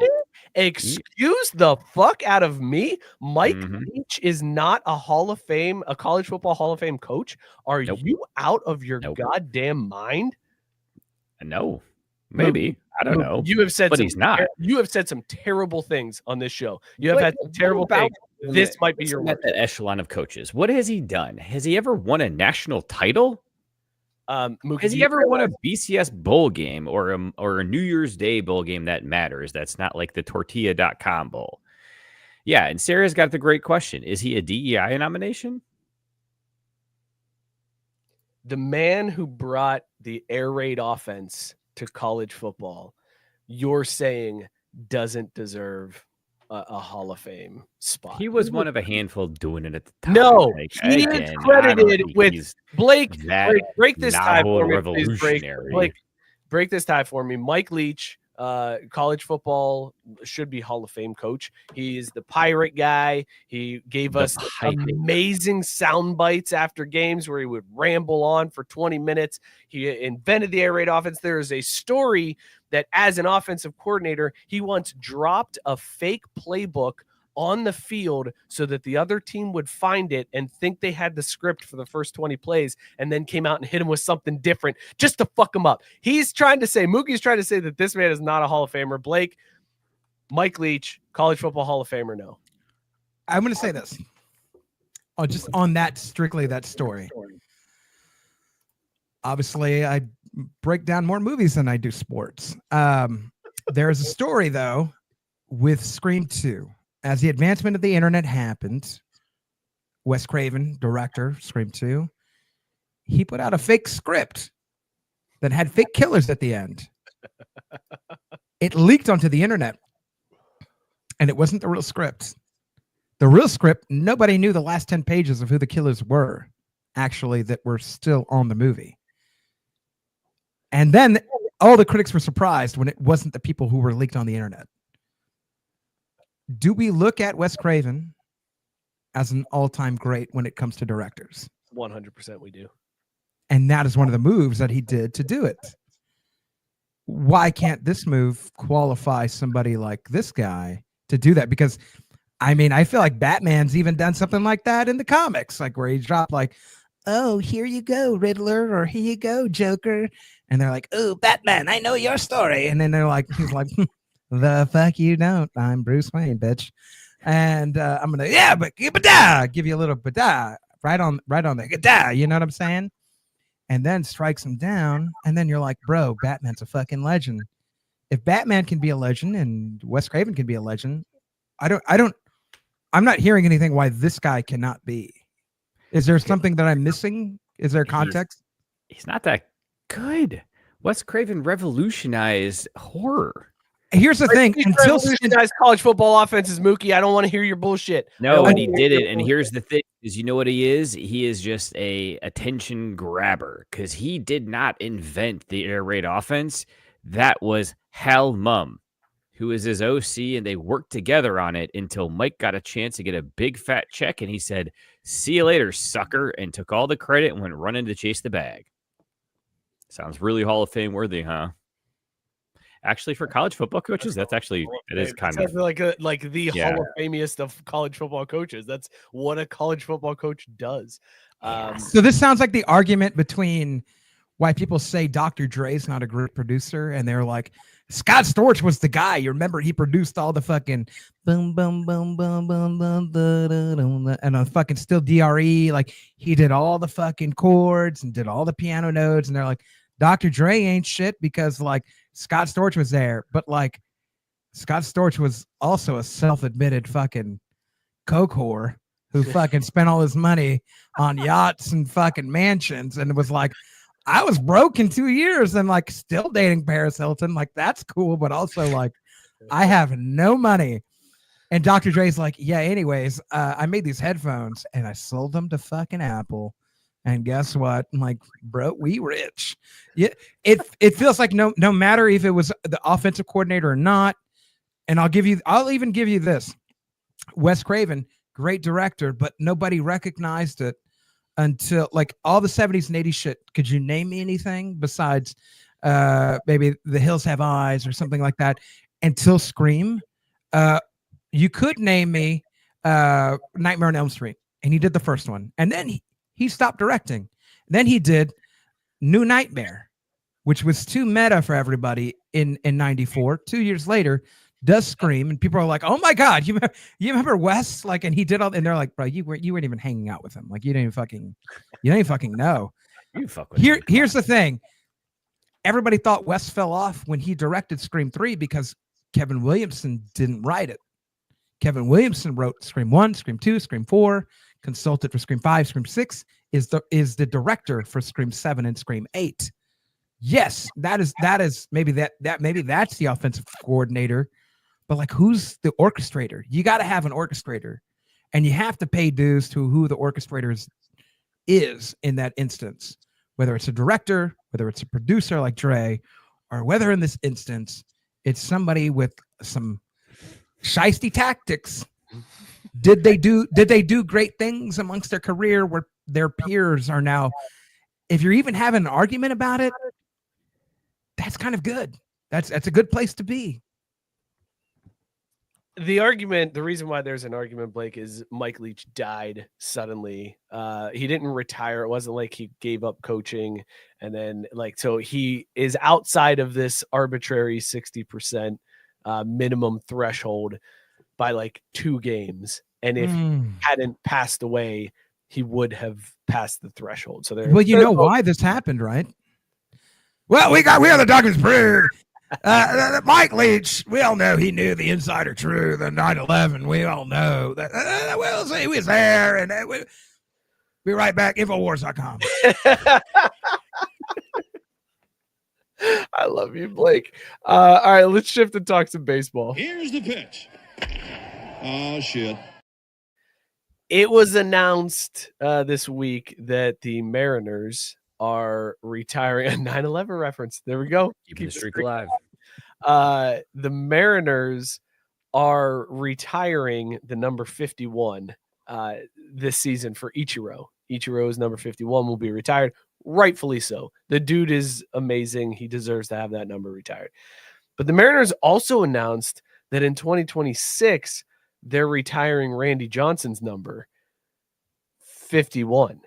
So there are 2 separate occasions where the Mariners are retiring the number 51. One this year for Ichiro, one next year for Randy Johnson. Fellas, you can't do that. You got to pick one. You cannot retire the number of 2 different guys that wore the same number. You have to pick one. I'm sorry. You can't give it to both of them. You got to pick one or the other. Mook, am I alone in this thought? No, I mean, it kind of makes sense, right? Because yeah, I don't know. How do you have two if you retire the number for the first guy, then the second guy shouldn't have had it. But I guess I don't know. It's just gonna look weird. Until you run out of numbers, I think you can't necessarily. But see, it's Randy Johnson and Ichiro. Those are all time. Those are first ballot Hall of Famers, except baseball doesn't do that because they have stupid arbitrary rules that they won't write down so we can yell about how it's dumb to have a 600 winning percentage be a part of the criteria. But Ichiro was a first ballot Hall of Famer. I know. He was one of 5 that it ever happened with. I don't know. I don't think I hate it. It is what it is, man. They both played there. They were both legendary there. They had big chunks of their career where they did amazing things there. And Randy Johnson was first ballot Hall of Famer. What's that? Randy Johnson was also first ballot Hall of Famer. It doesn't seem right, but that's accurate. I mean, he got 97.3% of the votes. I mean, that's what you say. I just don't like the idea. First of all, I'm not a big number retire guy anyways. Like I think it's weird that the Yankees only have, thank you, Matt Parr, retiring numbers is kind of stupid. The Yankees have like one single digit number left that they can give to a player because every other one has been retired. That's dumb. That's a very dumb thing to me. I think there's something like Mookie, you think about Notre Dame, and there is something to like wearing that number 5 or wearing that number 7 as a quarterback. Like there's a legacy that you're living up to. So I think it's more important to hand down those numbers and give them to the guy that reflects, this Hall of Fame mentality. But if you have two amazing players that wore the same number and you're retiring the number, you got to pick one. You can't give it to both. I'm sorry. You can't say both. You've got to be the parent that picks which kid you like more in that situation. And I want to know, who should the Mariners pick? Randy Johnson or Ichiro? You can't back out, Mookie. Oh, I mean, that's easy, right? Where was Randy Johnson born? I don't know. In America. Yeah, that's right. There you go. Right. Done. Yeah, I like this. I like what's going on here. Like in the year 2025. Can we pull a race card right now? Can we pull a race card right now? Yeah, we sure can pull a race card. Race card. You hard, really think? Right turn. I heard someone today on the radio say hard left turn. I'm like, that's not the saying. The saying's hard right. Oh, wait, just kidding. That's us. No, honestly, this is the same sport that just capitulated the freaking White House over goddamn Pete Rose. You really think they would prioritize Ichiro over Randy? Like, please. All right, you took it a place I didn't want it to go, but okay. Blake, do you have a preference on who the Mariners actually attribute this to? The big unit, Randy Johnson, or Ichiro? I'm going to say this, and I think I have a good analogy for this, and people are probably going to love this, or they're going to hate it, or it's going to be somewhere in between. I don't know. Those are our options. You've got a few. I will say this. So they're retiring one person's this year. That's right. That's what I just want to make sure I'm understanding the criteria. Yep. Ichiro's is this year. They're like, you have the same number, but next year we're also going to retire the number. Correct. For another guy, right? Like next year. Okay. All right, cool. Just want to make sure I'm understanding this. So this would be the equivalent of, and I would love everybody to go pull this up. My grandpa popularized the fajita in 1960, I believe it was 7. Everybody can look this up right now. Popularized. That's be careful there, Blake, because you say popularized. Mookie will take that a certain way that like he stole it from somebody else, and he's just getting credit. He's just riding the coattails. That's what Mookie's going to say here. Popularization in this case means he learned it from when he was a little kid in like South Texas. Yeah. And it was just a popularization of an already method that was how you cooked a certain cut of meat. Fajita is not a seasoning. Fajita is not anything. You can't have. My grandpa would always say this. Fajita is a cut of meat. Point to me the fajita on a chicken or on a shrimp or on a vegetable. It doesn't exist. The fajita is the belt line of a cow. There's no point to me the belt line of a chicken or of a shrimp or of a vegetable. All you have is vegetable tacos, shrimp tacos, and chicken tacos. Like it's not a seasoning. There's no seasoning. Fajita is a cut of meat.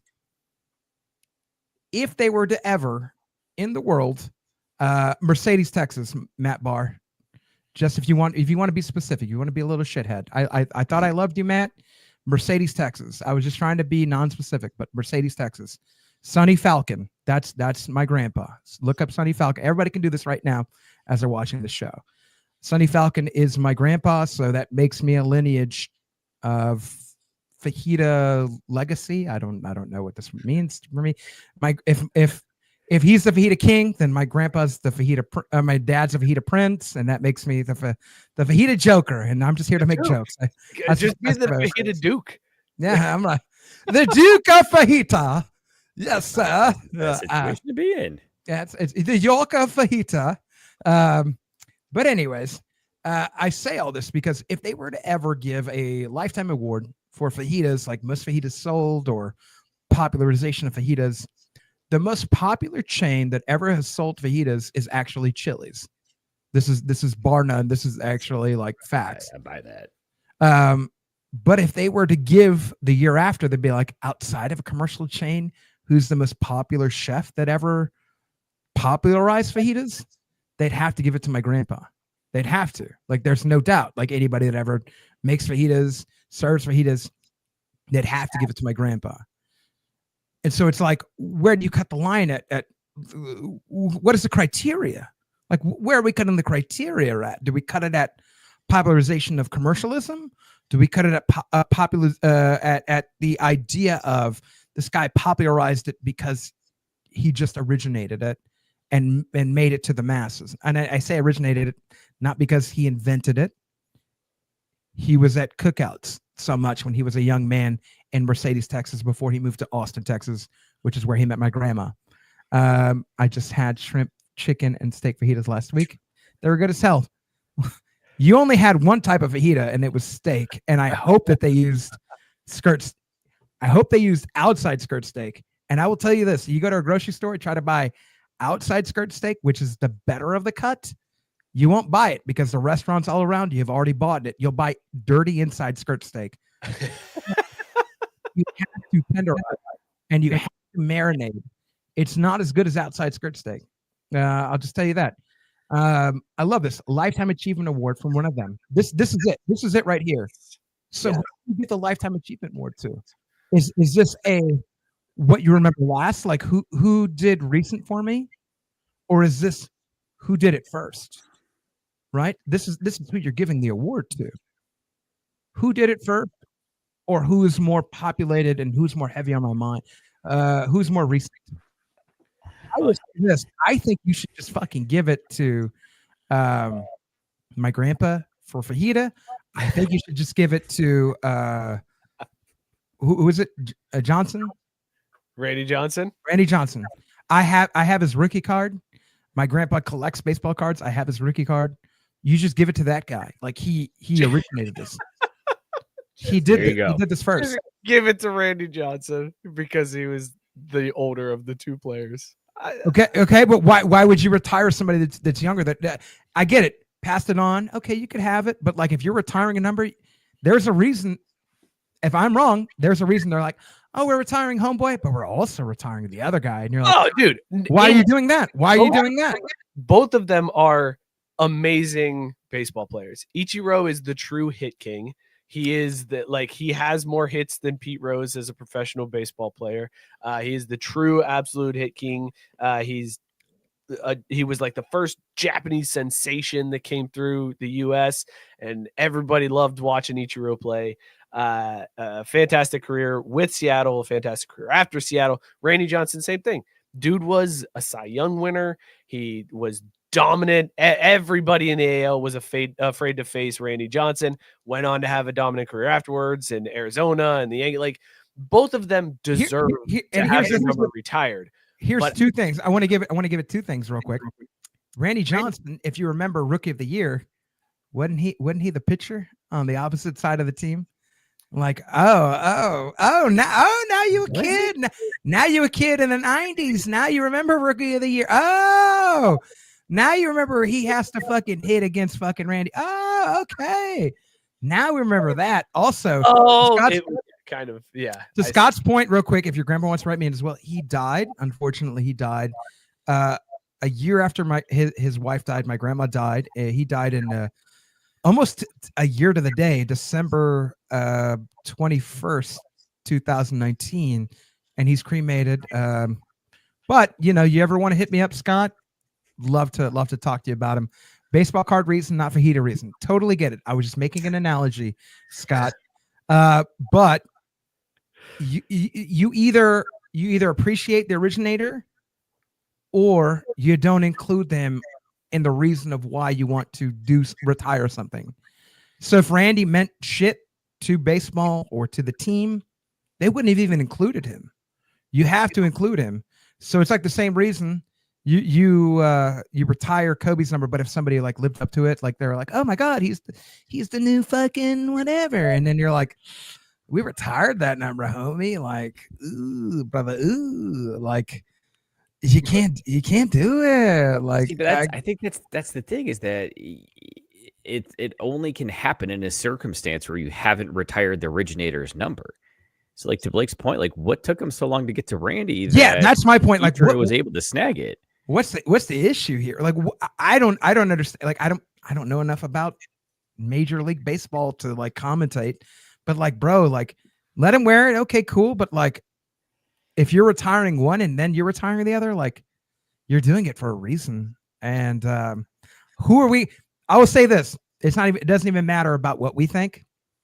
What are the fans going to think? Who are they going to think to be like, this number means more to me about this player than it does to this player? So I will say Johnson, they didn't have enough time to retire Johnson's number between when he wore it and Ichiro wore it. Randy Johnson left the Mariners in 98. Ichiro was with the Mariners in 2001.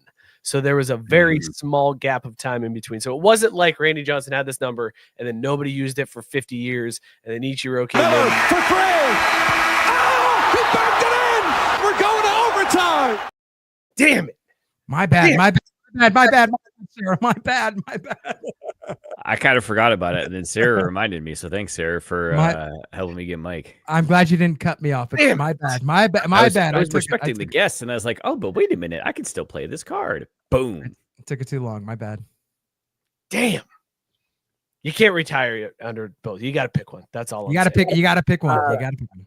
All right, there's a take that went around. We'll go through some stories rapid fire because we did not get to much tonight, Mook. Like my segments plan did not get to much. So we'll I got a lot of money on the UFC fight on Saturday. That's so I'm true. Good.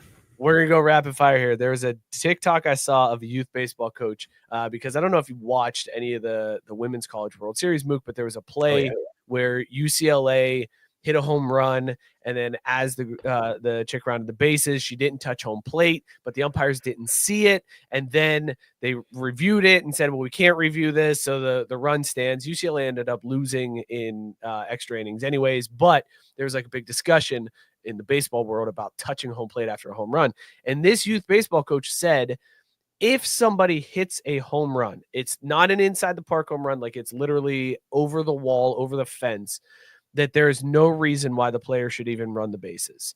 He says the run should just count. It's just the run. That's what happens. Congratulations, you gave up the home run. That's it. He said there's too much that goes on or could go on. There's batters talking trash, and we saw that in a college basketball game or a college baseball game this year between Samford and Mercer, where the dude like just pimped a home run the whole way around the bases, and then like fight nearly broke out. Some shortstop's mom got thrown out. So like he's saying there's too much that can go on.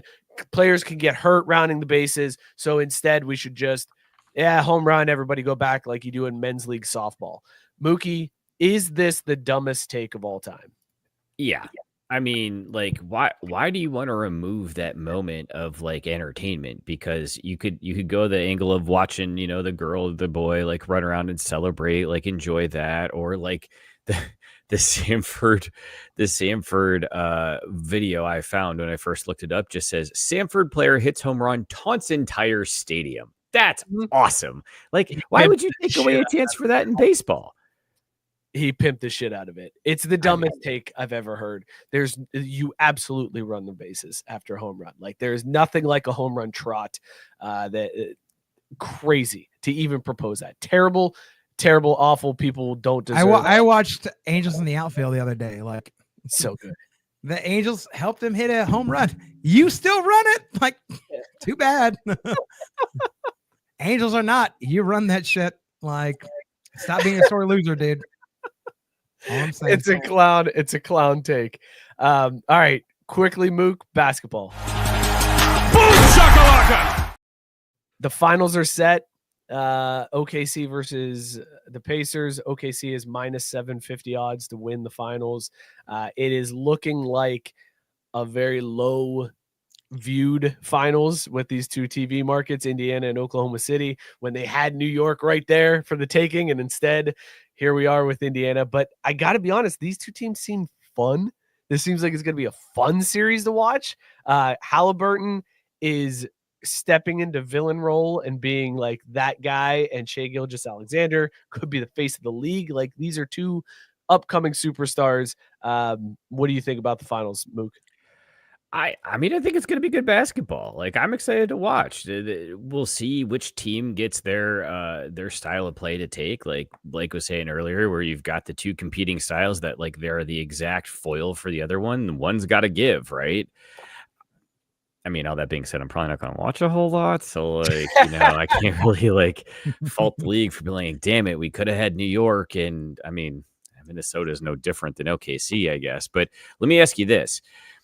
This is the first title for the Oklahoma City franchise, true or false? Do you count anything that happened in Seattle, or is that kind of like no, you can't. Different era didn't matter? You can't count that because the Oklahoma City fans did not get to appreciate it. They didn't get to celebrate. They didn't get the parade. Sorry, it's your franchise. You can say you got the rings, but you don't really get to count those. Doesn't count. Facts. Gabe pointing out the other story. The Knicks fired Thibodeau today. He got canned after the Knicks' best season in 25 years and a trip to the Eastern Conference Finals, where if one of the most improbable shots falls that I've ever seen in my life, if it goes the other way, if that ball bounces the other way instead of going 20 feet in the air and then swishing, the Knicks have a game 7 for a chance to play in the finals. Like, that was how close that series was. And the Knicks are like, yeah, we gotta go in a different direction here. So give me a second. Who beat them? The Pacers. The Pacers beat the Knicks. Okay. I know that the Pacers are probably the favorite to win this. Like, I know. They're not. OKC is a big favorite. Massive favorites. Minus 750, which to me, I'm shocked. But then, like, I guess if you think about it, they could win in game 7 on a last bucket, and that minus 750 still cashes. So wait. OKC is favored. Yeah, by a lot. That seems silly. Based on what just happened. No, and I don't know a lot about basketball. Here's the thing: I watched basketball for one of the first seasons last year when Dallas beat the Timberwolves, and I was like, "Oh shit!" Like, all right, what's happening here, folks? And then I was so disappointed when they got the shit beat out of them by the Celtics. I was like, "Well, I don't want to know what's happening here, folks. Like, we are good. Like, we don't need to." And then I was in Atlanta at a company meeting when the fucking Mavs won one. And I was like, yeah, like that's how you fucking do it. And then they got the shit beat out of them again. And I was like, well, this is not how you do it. And I should never watch the NBA again. Like, this is not fun. They did take away my boy, Luque. Like, he's my boy. Yes, they did. He's my boy. He is my boy. And he was fucked up going into the finals. And like, he came through in like game 3 or 4 and just fucking started just like, let me show you how we do it in fucking, let me show you how we fucking do it wherever the fuck I'm from. Where's he from? Somewhere. He was playing for Spain or something like that, wasn't he? Definitely not Spain. No. The team in Europe he was playing for, wasn't it? Oh, he may have been in a Spain. So that's very yeah. That's what I'm saying. Like, he was playing for something. He was playing for the country of Spain. No. He's not from there, but he was playing in their league before, and he was just like, yeah, go fuck your mother. Let me make this 3. And it's like, bro, you big guy, bro. Like, go ahead and make that 2. Like, the fuck is wrong with you, bro? Like, AI was smaller than you being like, let me just go ahead and make that fucking little layup real quick, bro. You don't know how to fucking do this? Nobody knows how to play tough. Anyways, I digress. I'm gonna go for the Indiana Pacers in this. Wow. And if they can do it, Real Madrid. That's it. Yeah. Like, I was like talking to a homie about like fucking. I'm like, where's that guy come from? He's like, he played for Spain, Real Madrid. Yeah. That again, I vaguely remember this, and I don't watch a lot of basketball. But when Luque, so I'll say this, I would come full circle. When Luque went to the Lakers, and it was like a big drop for everybody, bro. It's a big drop for Dallas. It's a big drop for Texas, dude. Like, because we've got Dallas and we've got the Spurs, like, and in Austin, San Antonio's an hour that way. Dallas is 3.5 hours that way. and Austin's somewhere in the middle. Like, of course, we have Houston that way. Nobody gives a shit about that team right now. So also nobody in Austin gives a shit about Houston. So it's like, we actually don't care. But when he left, it was a big, like, it sort of was a big feel because I was just like, dude, like, does that mean I have to go for the Lakers again? I went for the Lakers. I was a huge Lakers fan when I watched basketball. When I played basketball 5th through 8th grade. Again, I get it. I will not tell Scott. I know, back in my day. But when like fucking Shaq was there, Kobe was there, Robert Horry, right from Houston, and we had Derek Fisher, who was he's probably my favorite player. Like a lot of people would be like, oh, you're a Lakers fan, you're a Kobe fan. Nope, Derek Fisher was my guy. Also, Gabe, nobody cares about Texas basketball. That's fair. It's a fair point. But I was a Derek Fisher fan, and so like I haven't cared about the Lakers a lot since after they played the Spurs and played the Pistons. Like I was like, who cares? They brought on Meta World Peace and fucking Gary Payton. Like, what the fuck is wrong with y'all, dude? Like, what are you doing? Wrong. Leave what is the point of this? Yeah. Leave Dark Magic alone. Like, just like, be a team, bro. So when Luque came on, I was like, he's not gonna do well because like he's a team player, and I don't know how LeBron is a team player.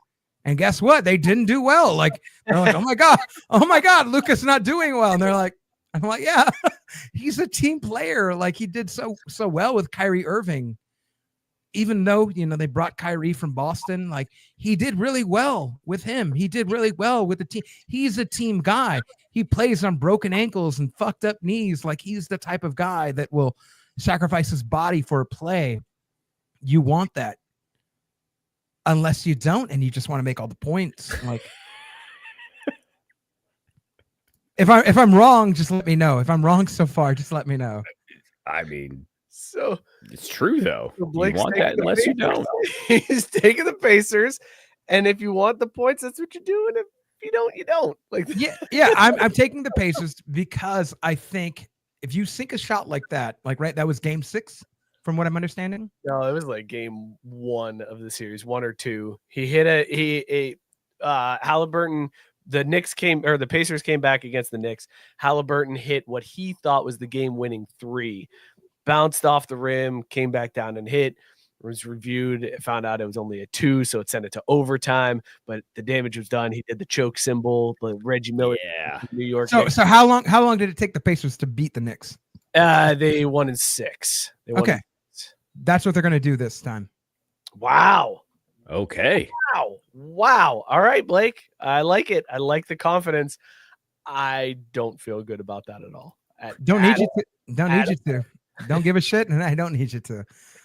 If plays like that are able to happen against a team like that, don't bet against the luck. Don't bet against the luck. Like somebody has put Ouija or like an 8-ball or as Mexicans call it, the ojo. Like you don't fucking play against teams like that. Like let it play how it's gonna play.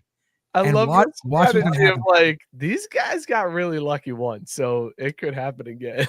Put your money on. Just keep let it ride, man. Why not? It makes sense, right? You got a hot streak, ride the streak. There's somebody in Vegas who's watching me, and they're like, "Oh my god, this guy is my guy," and I'm like, "Also, I don't watch a lot of basketball. I need to be upfront about that." Well, let's go to a sport that I know you watch a ton of, Blake. Let's talk a little hockey real quick. But hey, as they say in hockey, let's do that hockey. Very fast, because I want to do the Baja Blast story with you two fellas. The Stanley Cup final is also set now. We have a rematch. Florida Panthers versus the Edmonton Oilers. Connor McDavid going for the Cup, Mook. Scared fans grabbed that Western Conference trophy and held on to that pretty tight, and Edmonton fans did not like seeing that. But the Oilers are coming out hungry, looking to get a win. Mook, I want to know who has more pressure in this series. So again, Canada hasn't won the Cup in over 30 years. Who's got more pressure? The Canadian team trying to break the streak, or the American team trying to preserve the streak? Which one has more pressure on their shoulders? Because an entire country is on both of their shoulders. Which one is more pressure filled? Edmonton. They've got all the pressure.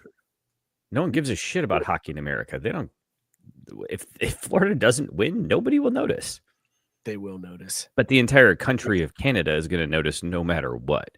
So, yes, the Oilers they've got to get it sorted, or maybe don't try to go home back across that border. It won't be friendly. I am very worried about how this is going. The first 2 games are in Edmonton. We'll see how the Canadian fans are in Edmonton, but I have a feeling once this one gets back to Florida, there's going to be news stories. That's all I'm saying. There's going to be articles that are written about reactions that American fans have. Mike, can you give me the semifinal like count of like who won what before this? Prior to this, Edmonton beat Dallas in their series. Fuck them. All right, already fuck them. All right. There you go. And the Panthers kicked the shit out of the Carolina Hurricanes. It was a gentleman's sweep, but they scored something like 18, 19 goals throughout the whole series to Carolina's like 4. It was an insane. Obliterated. So what was it? What was it? 3 to 1 or 4-1? Yeah, 4-1. 4-1 for the Panthers. One went 4-1 Panthers in the Edmonton series. What was it, Mook? 4-2, 4-3. No, 4-2. It was 4-2. Yeah, 4-2. It was a little up in the air there, but at the same time, Edmonton went and split down in Dallas and then won both at home. So it was not a gentleman's sweep, but it didn't really feel like it was a Dallas would have had to really push. It wasn't a gentleman's sweep because it was 4-2. I know. Okay. That's my point. All right. So this other team's going to clear them in. It's going to be some sort of 4-1. Florida 4-1 or Edmonton 4? Wow. Florida 4-1. Wow. I like it. Let's see what we're Blake. The blind courage pick there is insane. He's making a momentum play. I get it. 4-1 or 4-2. Like I get it. I think whatever you get to the dance because you've done good dancey moves. Okay, great. But like, bro, they struggled in Dallas. Like, god damn it, bro. Like nobody. I don't go to Dallas and be like, I'm struggling to have drinks. Like, bro, shut the fuck up. Stop being a little bitch. Like, just play. Like, just do your thing. Right? Like, just do your thing. And they couldn't even do their I barely survived. Oh, shut the fuck up, bro. Come to Austin and figure yourself out for a night, dude. Like, get out of here, bro. Panthers are going to clear it either 4-1 or 4-2. That's the way it's going to be. You know what's interesting here is Edmonton is now the favorites at -128. They both opened at identical -110 odds, and the money has come in on the Oilers enough to move it. Probably because Drake bet on him, and every time he bets on somebody, they fucking lose. Like he betted on. So he betted on the Panthers then, which is the problem. He's aligned with you, man. He betted on Manny against Floyd, and Manny lost. He betted on Connor against Floyd. Connor lost. Spoiler alert. I don't know if that works in fights, but it works in movies. But yeah, anytime Drake bets on a fight, do not bet that way because that motherfucker doesn't. He couldn't bet himself out of a sandpit. Like that guy could not. That guy could not do it. Which is telling because if he had hit some bets with how bad he's been, he'd be putting that shit out there and like bragging about it. He'd be like, "Look, I'm not always losing," but like clearly he's just a big fat loser. Well, he's an famed loser, and if 2024 has taught us anything, if he can't win a rap beef, what makes you think he's going to win a sports beef? Fantastic point. That is 100% accurate. We should have known. All right, last story for you guys, and then we'll get out of here because Sarah's even commenting. Did one of you just crack another beer? I did. I had my backup Mick Ultra. All right, so Blake, your neck of the woods, a special ed teacher in San Antonio is under investigation right now because they had their end of the year party and the kids came in. I just shared this. The teacher gave out hard Mountain Dew Baja Hard Mountain Dew to the kids, not realizing that it was hard alcohol, 5% alcohol. Luke, that is the correct reaction. What's the story though? Like here, like what's the question here? Because I have a kid. I would not like him when he gets older to 5th grade to go to there. But what's the question here, Mike? The question is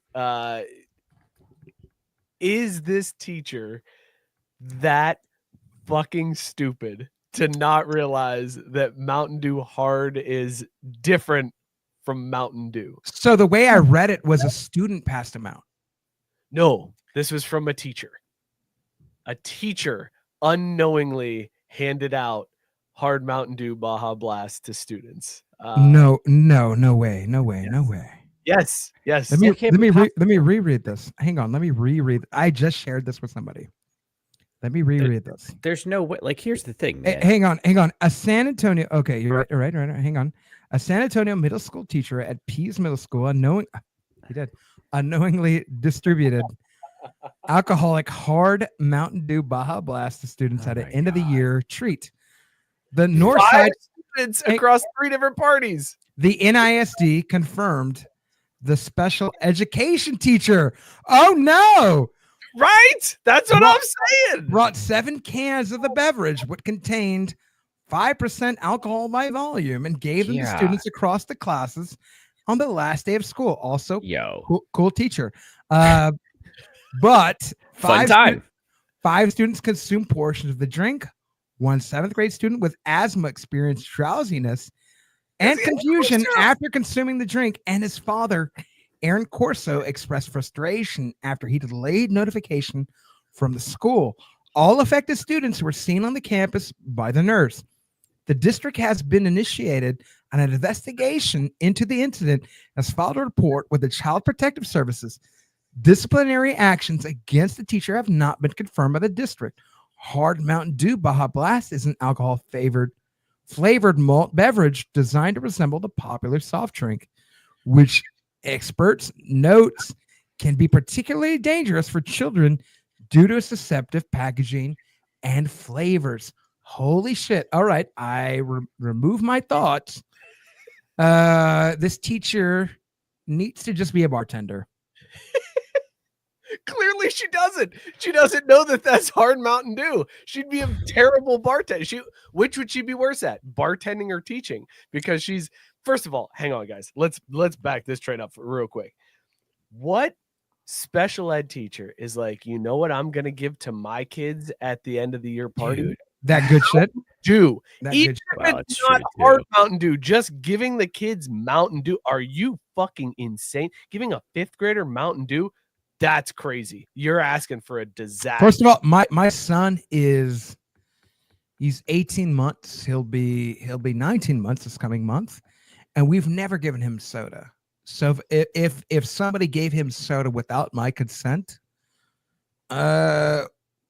you know what's better than the Merab and Sugar Shane fight? The Sugar Sean fight? It would be me and the whatever fucking teacher gave my son some fucking soda pop that I didn't tell him to give him no soda pop to. And I've been training MMA a lot longer than Sugar Sean. So let's figure out how that fight's going to go. That's all I'm saying. The teacher's probably trained less than whatever his name is. Merab Dvalishvili. Yeah, we're going to say that real quick. Dvalishvili. Sarah said, or would they, is boozy Baja an upper or a downer? The boozy Baja is the downer because there's no caffeine to it. It's not like old school Four Loko where we got caffeine and booze to just get you all jacked up. Sarah knows what I'm saying. Like, I wouldn't give my kid. My kid has barely had sugar, and the times he's had sugar, he's like, "Nah, bro, nah, little Mexican homie, don't like this, dude.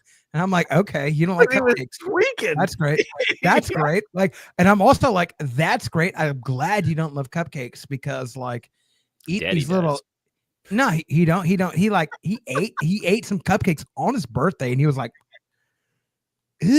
literally, if we could put it in here, brother, like he was the definition of like, I don't know what we're doing. I don't know what you're trying to poison me with. Can you pass me a mango? Can you pass me a blueberry? I mean, that's solid. That'd be real great. I would not like a teacher to introduce my kid to a soda, let alone a soda that had some sort of alcoholic intensity to it. Like, bro, let me do that. I will say this. I have whiskeys that were made in 2023.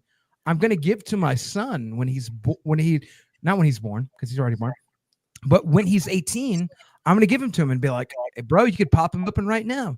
You want to wait till 21? You could do it. But like, I have these since the year you were born. So what are we doing about this? But I want him to make that decision. Two things, because you're a cool ass dad to give it to him at 18, but also you have some crazy willpower to let bourbon sit in your house for 18 years, because there would be a day in my house where I'm like, shit, everything's gone. Wait a minute. Have you not seen what's behind me? How much is that present really? Is he really going to care? Nah, that's all right. He's not going to give a shit. Daddy's got to get through the night. Rewind behind me. I have a whole fucking... No, same, but like I have a whole fucking plethora I can drink through at any point, and I can replace. I can't replace those bottles, and I know that. I know I can never replace those bottles that were made in 2023. I'm gonna leave those for him. I also, for the beer lovers out there, I bought a Pumpkinator and a special release Pumpkinator for my son that were released in 2023. We're not cracking open until he's 18 or unless he's 21, whatever he decides. Hell yeah. That's how this works over here.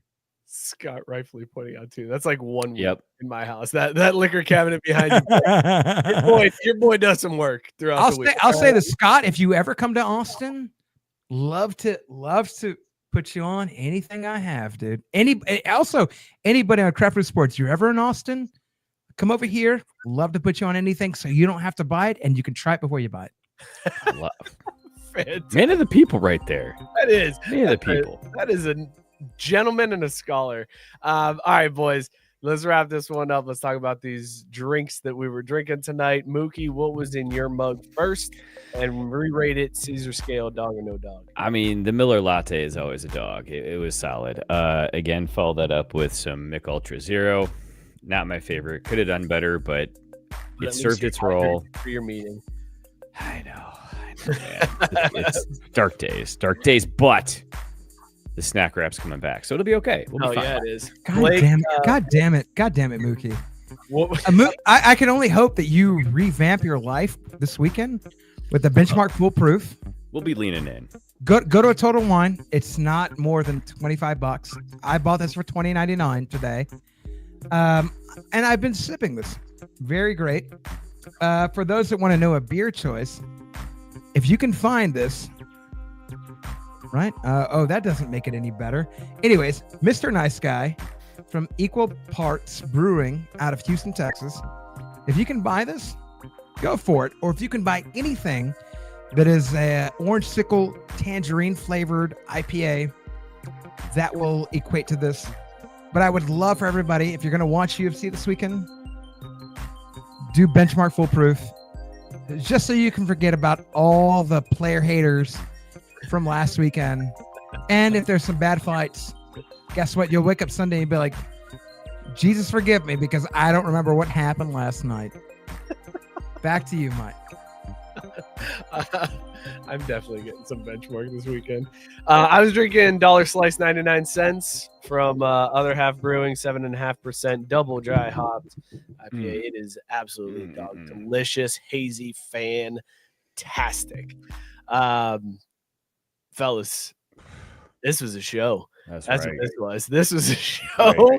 Right. Money. thank you so much for hanging out with us, dude, for filling in for Scott, who never showed up, probably lost that game 18-10. He's throwing baseballs and bats onto the field, arguing with an umpire. But Money, before we get out of here, one more time, shout out Nerds at Night and where people can find you. Yeah, genetically, and if anybody wants to text me, 2% black, so I can cover for Mike. Might be a little bit more than him. I don't know. I'm ginger. I'm black. That's a thing now. Or to TikTok. Yep. No way. Yeah. Holy I'm a black shit. guy. It's awesome. It's great. I've been accepted. It's fantastic. I heard you almost say the N-word earlier, but it was only the N, and I didn't know if that was what it was. But not doing that right now. Love for everybody to follow Nerds at Night on YouTube. If you're following this, if you're already on YouTube, follow Nerds at Night. You can follow me, Money Blake, whether Facebook, Instagram, Twitter, Snapchat, anywhere where the cool kids are hanging out. That's just where I want to be. I'll respond to, hey, ask me for a cool bourbon, cool beer. Hey, what do you think about this movie? I'll let you know if I watched it or I didn't. I don't fucking know. Who knows? I don't know. If you're into murder mysteries, though, check this out.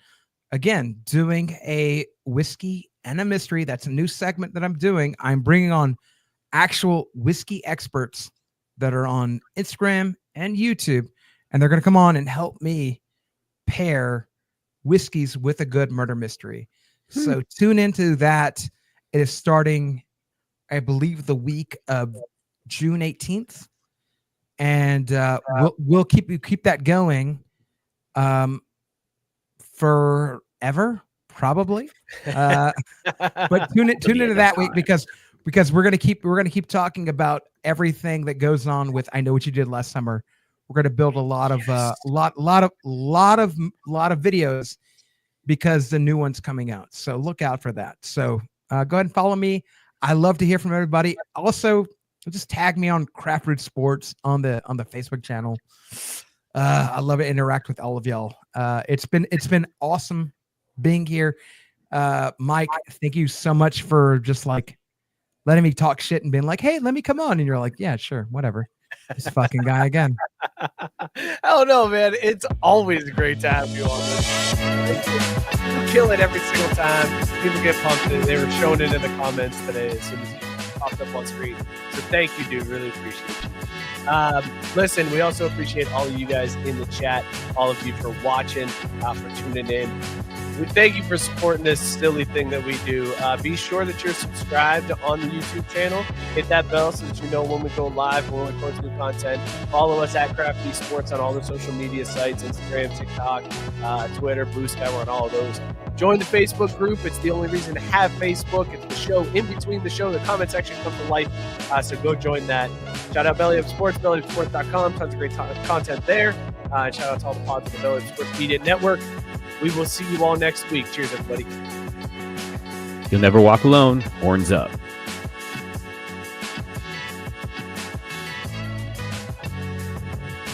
I don't know much about your show or what's going on,